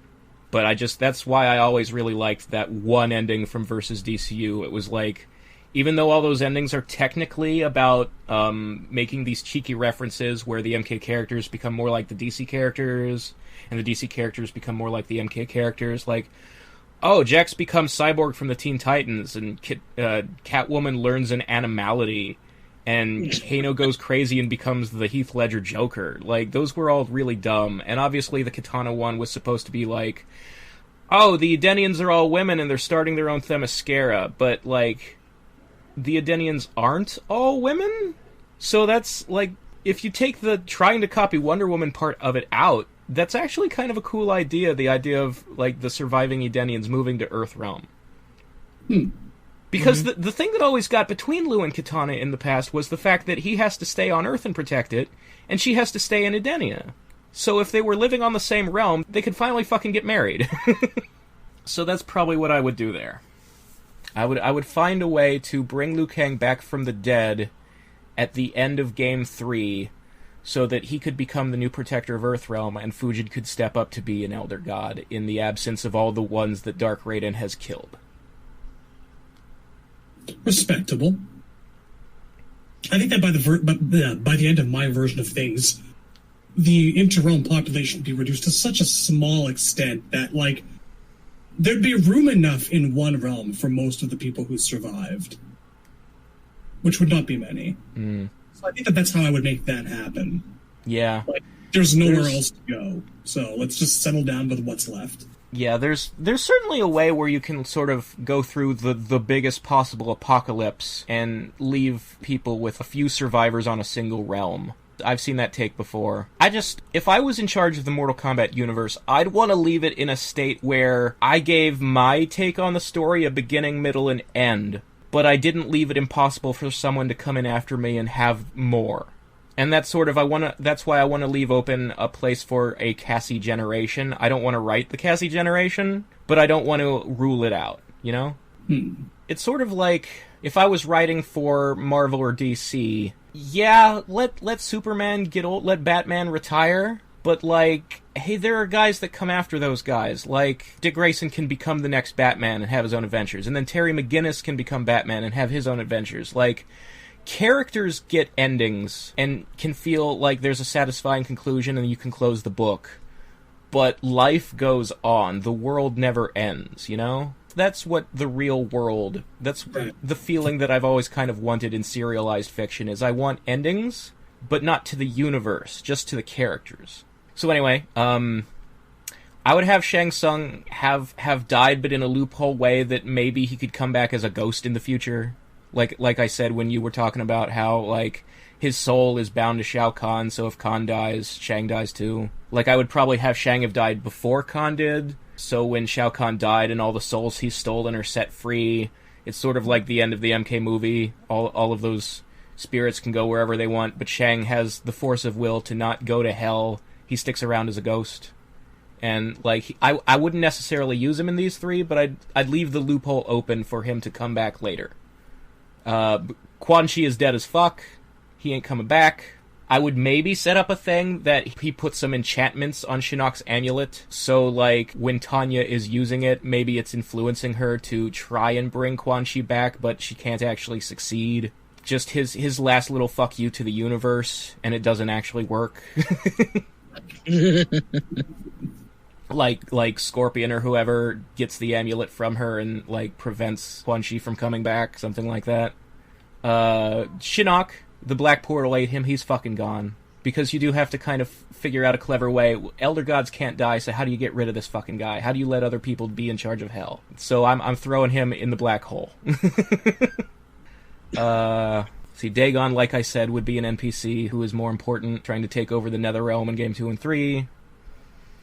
Sonya and Kitana are NPCs in the first one, and they come back later. Ashra, like I said, she's kind of important to Sareena's story, and Sareena goes after her in the second game and tries to get the Chris from her. I don't know if I'd have Nitara still be alive. Like, maybe Nitara has captured Ashra and is trying to, like, break the sword's hold over her to try to understand how to destroy the sword. Or maybe Nitara got slain and Ashra's on the loose. Maybe Ashra's dead and Nitara has the Chris, but she's, like, keeping it in a vault and not touching it. I'm not exactly sure out of, like, Nitara and Ashra which one I would use. But I would definitely bring at least one of them back in the second game as part of Sareena's story. I would say probably Ashra would come back. I'm not a big fan of Nitara. I like Nitara, and I wish I could, like, do something more with the vampires in general, but it's hard to make them relevant if they're free from Outworld. Like, what's their skin in the game? Like, Nitara came and got her whole act together in one single installment. Yeah, there's actually... If I was remaking Deadly Alliance, I would actually change Nitara's story so that, like, Cyrax gets the orb, and she sends him home. But before she gets to break the orb, Reptile shows up and attacks her, and, like, knocks the orb out of her hands. And then the egg hatches, and Reptile becomes Onaga, and maybe Onaga steals the orb, and therefore Nitara has to be in deception and help the Outworlders defeat Onaga. That would at least buy her one more game of relevance. That'd be nice. Also, you could go away where maybe Onaga absorbs the power of the orb, and as a result, Vaeternus can never be separated from Outworld, and so she has to be an Outworlder, and then you can keep using her in future games. Guess you're really not a fan of her, huh, Smokeman? It's a lot of it because of the design. It's like a weird pirate thing. It doesn't make any sense. I see what they were trying to do. Like, the concept artist, Luis Mangubat, has said that he was trying to make a Rule 63 Vincent Valentine from Final Fantasy. I think there's a redesign where you can nail it, and you can have, I think there are elements of Nitara that look very cool, and I like her more than I like Scarlet in terms of person with blood powers. I have notes on how to fix Natara's design, and a lot of it is to do with Vincent Valentine aspect. I can be here for like 20 minutes, and honestly, I'll cut it short by just saying you can do better than a blood ball projectile, okay? Yeah. Yeah, I like the blood bats. I just like that she has wings. I'd like to see her have, like, a flying moveset. Like, MK right? has such a hard time making characters who fly with gameplay that doesn't suck. Like, most of the time, they just make someone who can hover, and the hovering is like a weird, unnecessary form of dodging. You can't actually fight while you're up there. There are no air combos for you to do. It's just one big "please hit me" sign. Yeah, it's just I'm gonna freeze myself in place, and you can jump kick me, and I can't do anything about it. Flying in the MK games fucking sucks, and they need to do something about it. Do some downward dives, some swooping. Just give them strings that you can execute from the air. Don't make it so fucking stiff. It's truth. That's all I ask for. So anyway, that's sort of my feelings on trying to use Natara and Ashra. I would like to, but I'm not sure how. Lee May, unfortunately, is dead. I would not mind if she could somehow find a place as an NPC, mayor of her village like in MKX, but I also feel like I really like what Deception did with her. The idea that she was a tragic character all along who was destined to have bad things happen to her. And in that context, maybe letting her die is like bringing peace to her and separating her from all those like Onaga mummy problems. But I don't really see a way that you can use her, because on a certain level, her trope is the same trope as Kai and Kung Jin and the new character, the OC I would make to be Kung Lao's student. She is the martial arts student archetype, and if you have too many of those at once, it's weird and confusing. Especially because she's clearly grown up past that if she's been through Deadly Alliance, Deception, and Armageddon. It's like, well, what do you do with this female Liu Kang basically now? So I would just sort of avoid that by leaving her dead. Frost is someone who, like Noob Saibot, I would have Dark Raiden recruit after the point where trying to be friends with Sonya and them has failed. Sort of a vindictive, okay, these are the people I have to work with if you don't want to work with me, Sub-Zero. They'll do it. They don't have scruples. Is their power as an option? Fine. Fucking sign me up. I'll take it. Name's Frost. How you doing today? So there's also like a sort of a weird thing I'd want to do with Frost, where, again, we're talking about potential and trying to do things that they should have done in MKX and didn't do. And we've talked a million times about how Frost should have been one of the combat kids, but it's difficult to make that work because there is an age difference. Like, she's a young student when Cassie is, like, 5 years old. So by the time Cassie is old enough to be a character, Frost is going to be, like, 40. So I kind of have a workaround for that requires a retcon to Armageddon. So if I was remaking Armageddon, what I would do is when I would have Taven not be the one to free her from the block of ice, I would have Noob Saibot do it, because it's happening during the attack when Noob and Cyber Smoke are attacking the Lin Kuei Temple anyway, and I would have Noob come upon her frozen in that block, and I would have him use his shit to corrupt her into one of his cyber demons. And what this would do is I would actually like lean away from the cyber aspect of it and towards the demon part, where he's basically sort of turning her into a wraith like himself. Like, he sticks his hand in the block of ice, and it turns it into, I'm being not very clever with the pun here, black ice.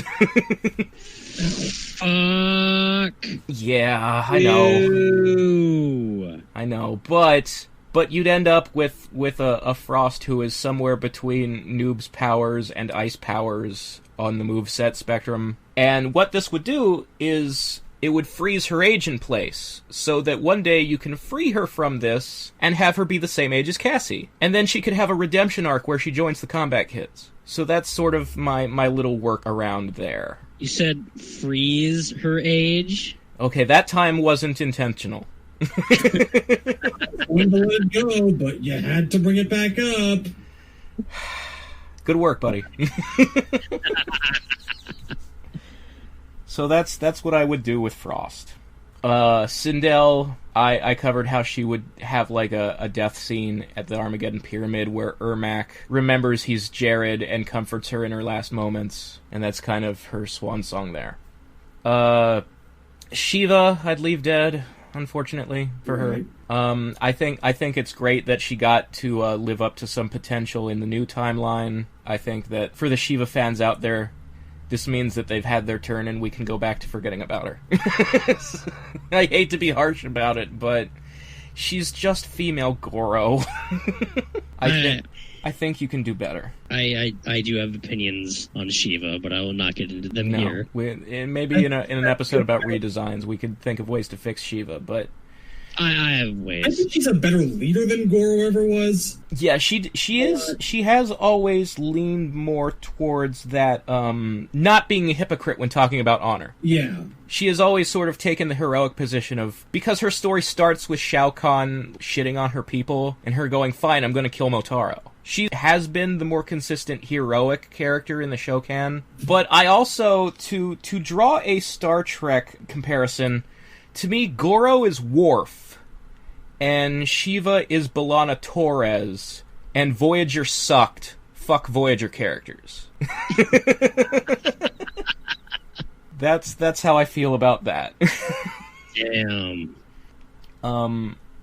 Baraka I would leave dead, and it's not to disrespect Baraka because I have learned to appreciate him very recently. It's to set up some Tarkatan OCs who would add some diversity to the race. And I won't go into them too deep. I would like to have a guy who doesn't use his blades, like maybe his backstory is that his blades were ripped out by the Root in a previous battle, like during MK2 or Deception, some point where the Tarkatan army mattered, and so he was sort of like being bladeless is sort of the way that being armless was for Goro in the MKX comic. It's like a mark of shame, and they cast you out because they think you're less of a man, less of a fighter, less of a Tarkatan if you don't have your blades. And so he sort of becomes this loner, this sort of like wilderness ranger type figure, and he's using... His moveset would be the weapons that Kano sold them way back in MK3 that we never get to see the Tarkatans fucking use. He'd be the, like, chainsaws and shotguns and rocket launchers guy.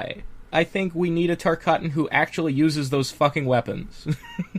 Chainsaws to replace the blades. Yeah. I would have actually given him, like, I don't know, katals, like Kyros and FF8. The blades you gotta hold in your hand. I could see that. It would be like it would fit the fighting style that he learned with the blades, but I also think it would just be kind of funny to have like a Tarkatan Ash Williams, a guy who strapped a chainsaw to his arm.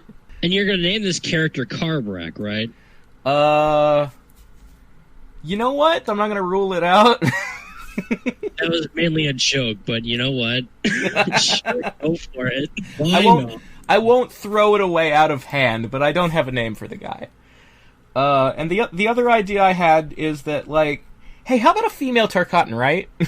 And what I was going to do with her is I was going to have her be, like, Melina's advisor in the whole Civil War plotline, and she'd be like a voodoo shaman, like a witch doctor type of character, because the Tarkatans have this, like, tribal culture about them. I think there's something cool you could do with that, and that's sort of the ideas I have for making more Tarkatans and making the race more diverse.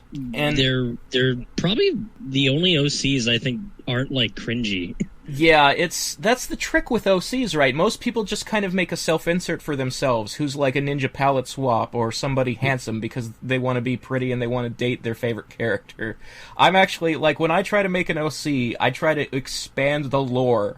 I do it only for world building because I think that making your own characters is kind of cringe. I shall call him Shad Zero. Exactly. I don't. These aren't my DeviantArt OCs. I'm trying to write a serious adult story here. And by adult, I mean for grown-ups, not porn. So who else? So Motaro would be dead. But, again, I want to do something with the Centaurs. I want to bring more diversity to the race, flesh them out, show more than one aspect of them. So one of the ideas I had is that if I was creating a centaur, they would be a blacksmith, because the centaurs obviously have fucking technology, and Like, I don't know what's up with his fucking robot tail that shoots lasers. Because we know Outworld doesn't have... It's stuck in the Middle Ages, right? They haven't invented fucking ball bearings yet.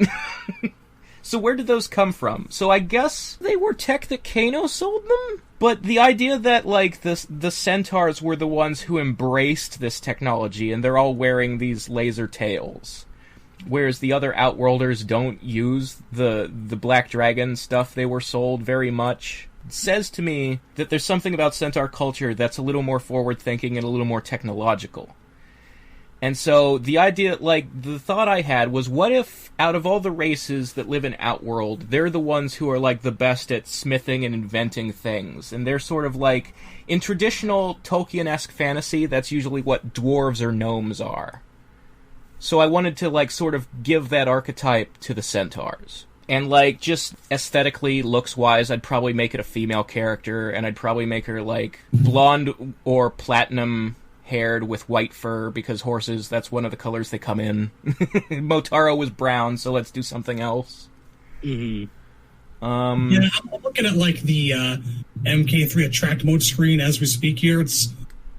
They're all pretty much the same kind of color. One of them is wearing armor. Yeah, they're all different shades of brown, some with brown spots, some with stripes. They're all...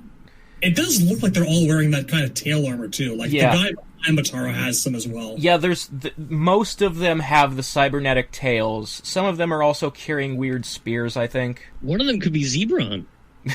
One of them could be Zebron. Look, I'm not going to rule out the possibility that you could remake Zebron as a centaur, but I'm not going to do it. I'm going to leave that on the table for somebody else. That's the thing, right? Because, like, I think we watched Annihilation a few nights ago, and we're talking how Motaro doesn't have a personality. Right. So why not just use the Annihilation one? Like, I'm not entirely clear on whether Motaro is just a military general... because that's what he is to Shao Kahn, but what is he to the centaur race? Is he like their tribe chieftain or their king, or is he just the best soldier? We don't know anything about centaur culture. Like, we know the Shokan have King Gorbak, but we don't know anything. What the Tarkatans are led by Baraka. He is the tribe chieftain of all the Tarkatans. What do the centaurs have? What is their command structure? What does their territory look like? So I'd like to go into that, but not with Motaro himself. He's a little generic, and he's got to go. I picture them as being mostly leaderless. Like, maybe there are tribes, but they're probably very, like, an itinerant species. Like, they wander the far desert plains and shit, so that's why they're really suited as a hunting and tracking team when the realms are being merged. They're good at this shit. They can, like, they've got speed on their side. They're really suited for hunting down, like, 8 people in a dead world. That could work. They could definitely be like, maybe Motaro is just like of one particular tribe. He is the leader because they pick the strongest hunter or whatever. They could definitely have like a structure like that. Can't wait for the figure. Yeah, but I feel like it's sort of Motaro himself as a person is as hard to justify keeping around as Reptile or Moloch is. You know, I'm not sure what I could do with him, so maybe he needs to be part of the Armageddon kill count, because maybe the best thing he can do is establish, Armageddon was a real bad fight and a lot of people died, and so you need numbers for that death count. Let's throw him on the pile. And again, I covered why I wouldn't bring Moloch back. Meat is difficult to do anything with, because again, like I said about Mocap, I feel like just killing him is almost vindictive and childish. It's almost going, I hate joke characters, get rid of them.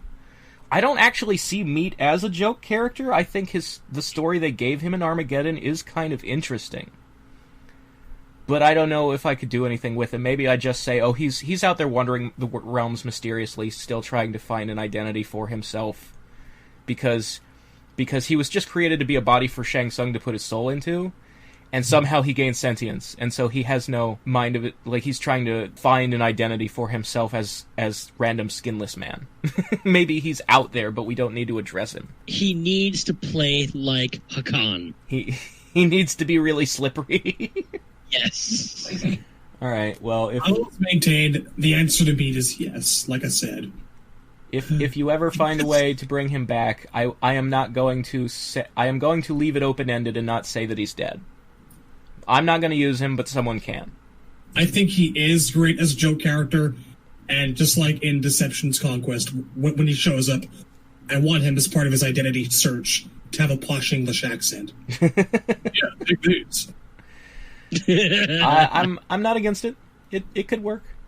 Have like maybe Teddy Roosevelt speech patterns. Bully for you, sir. Yeah, there's certainly a place for him to make cameos, so I'm not going to rule him out. But I also don't have plans for him. Shao Kahn and Onaga were both definitely at ground zero when Shujinko blew himself up.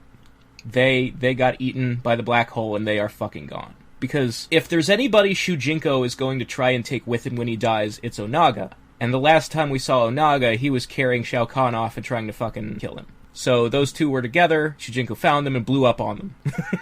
They are fucking non-existent. They were erased from the universe. And that's not to say it as like an insult. If you've been listening to this show long enough, you know that I really like Onaga as a boss, and I wish he'd come back in a game in the new timeline. But if we're writing for the old timeline where he's already had his turn, I just want to clear all of the past main bosses off the board and have a universe without them so that we can do new things. That's all it is.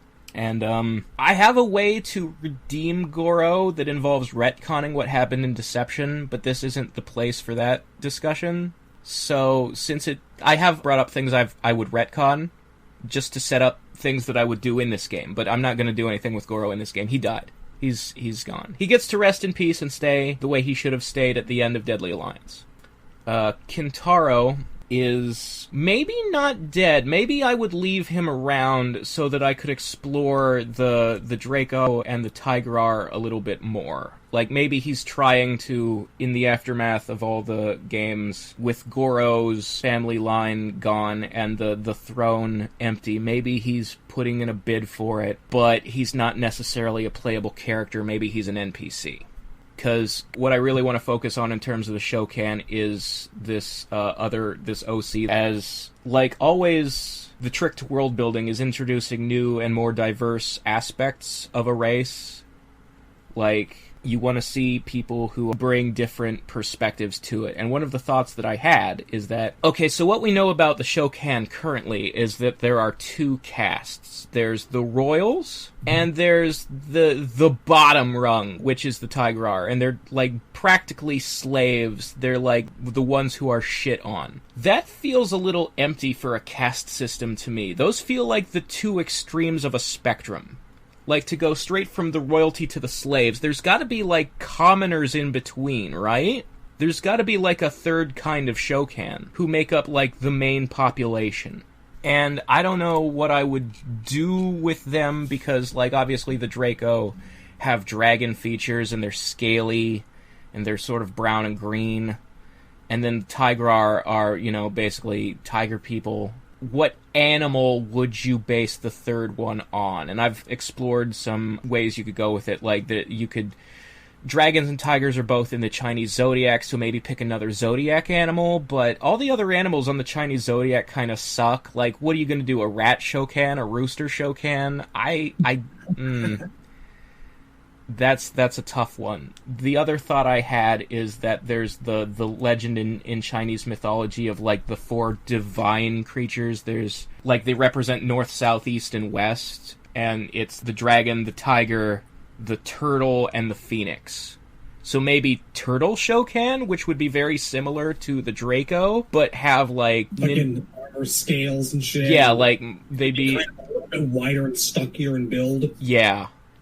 I think that might be a thing you could do. Maybe sort of something turtle-y. Because the Shokan already do have kind of Ninja Turtle-ish features with the three-fingered hands and the two-toed feet. And the general design of their faces and scaly bodies is kind of reminiscent of the TMNT. So maybe if you leaned harder into that, you could come up with a a cool design for a third kind of Shokan. Give him a serrated shell like Gamera. You could certainly, since Kano is gone, he could be the guy who does cannonballs. I'm just picturing, like, armored armadillo now. It's, just ricocheting around the fucking screen. I think it has potential. Yeah. And that just leaves Blaze, who obviously had to die for Armageddon to end. So that's pretty much my pitch. Hey, fucking good stuff. Yeah, that's the whole thing, and it's something I've obviously been thinking about for 12 fucking years. Mm-hmm. I wish I could say the same. Like, I only really started giving it some thought within the last couple of days after, like, we started thinking about, like, you know, getting ready to do this episode and started thinking about the question. Yeah. I always had, like, an idea of, like, what I would want them to do, and general plot, it's the waters get muddy, especially, like, now that we know that John would have had Liu Kang and Katana have their baby, like, almost right away for MK5. Well, MK5, his pitch sounds like there'd be a big time skip after the end of 4, because his pitch has the kid as a grown-up main character, and Liu Kang has mysteriously died, and he's trying to, like, find out about his father's life and step into those shoes, was Tobias's pitch. Yeah. It'd be nice if he posted that script he wrote. Yeah, that release the Tobias cut.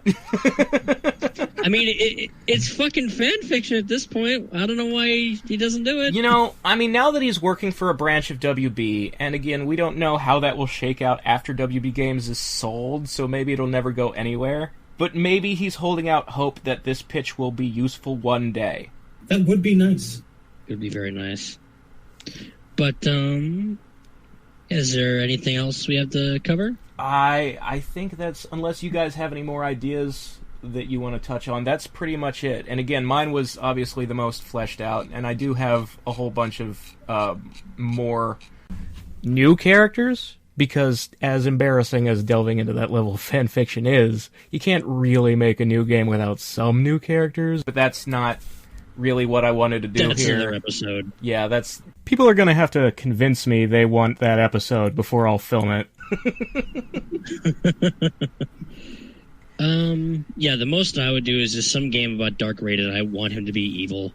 Because they've never actually done it properly before. Yeah. And I would say that Drummond is my favorite character, like new character from Deadly Alliance. So I really want some sort of story that gives him play.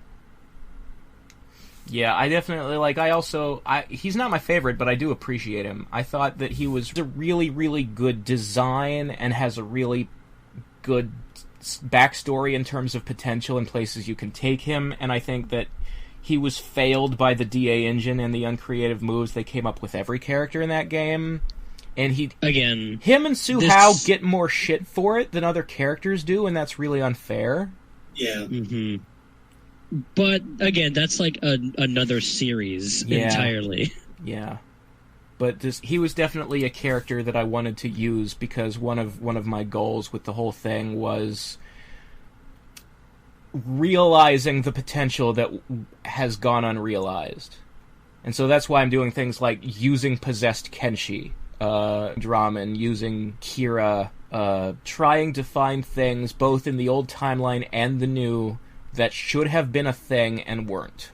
And that's what I would do after Armageddon, is I would really try to focus on that. And obviously the big one that they've never properly pulled the trigger on, even though they keep making it a costume in every game, is Dark Raiden. And I think Dark Raiden has definitely the chops to be like a main boss, like the main boss. Like, obviously this, you're trying to bookend things and make a thematic universe. So, you look at the way things started, where it was the MK1 characters, and Raiden was the big hero mentor, and to see him go down this tragic route where he is the ultimate threat at the end of the timeline, I think is really, really,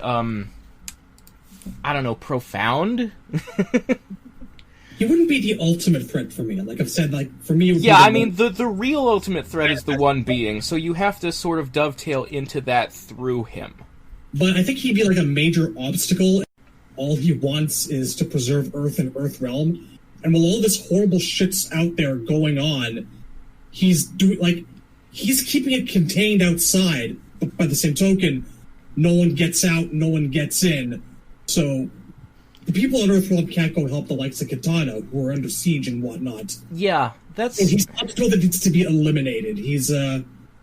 That's, I think, the key to what makes Dark Raiden such a good potential villain is that he's not one-dimensional. Like, you look at Shao Kahn and Onaga and how little we know about them and how whenever they're depicted, they're just kind of angry take over the world, man. You know, I hate that. I really hate the one-dimensionalness. And you look at what Dark Raiden's goal is it's to protect Earth. He's the same person as regular Raiden, he's just taking it off the rails. And that's... Yeah, he's punished. Yeah, the best... People always say that the best villains think they're the hero of their own story. You know, you look at, like, Magneto, sometimes Doctor Doom, some portrayals of that character. That's always the villain that's most interesting, is the one who has a good motivation, but the road to hell is paved with good intentions. And just to see someone who's Johnny and Liu Kang and Sonya and all these characters have been close to for so long, they've been his friend, and now he's going down this path they can't follow, and it's, you know, to see the heartbreak of that and the fact that they have to stop him. That's what's really interesting to me, and that's why I would want to build up to him as the end boss of my trilogy, and my trilogy would be the end of my take on the Mortal Kombat universe, where I'd start with a remake of MK1 and not really change the timeline. I'd do 3, 4, Deadly Alliance, Deception, Armageddon, and I'd only retcon certain characters to improve them. And then I'd do these 3, and then I'd be like, okay, I've said my piece about Mortal Kombat. This was my Jeff Johns run on Green Lantern. You know, this was my Frank Miller's Daredevil, or Grant Morrison's All-Star Superman. This was it for me. And now I'm going to step away, and I'm going to leave the universe in a place where there's a next generation that can exist. Cassie can exist, and Jackie can exist, and God Liu Kang could be their mentor, the way Raiden was to him. And you can have other fights and adventures. You can have a version of Kronika who's more like the lady from Jade's Ending, be a villain, and you could tell stories with them. But I'm not going to do it. Someone else can do that. It's theirs now. That's the... If I had the ability to write an MK universe, that's what I would want to do, beginning to end, Alpha and Omega. Cool. Exquisite. So I hope everybody enjoyed this episode. And again, if you're a patron, these 2 episodes, yes, this 2-parter. So if you are a patron, putting down $1 to $20 a month, we sincerely appreciate it. And the way we're showing that appreciation is you get to hear this a week early than everybody else does. So if you're not a patron, I don't want to shill. All right. Is there anything else to say about the topic? I think that's it. Thanks for tuning in, everybody. Yep. Cheers. See you later, nerd.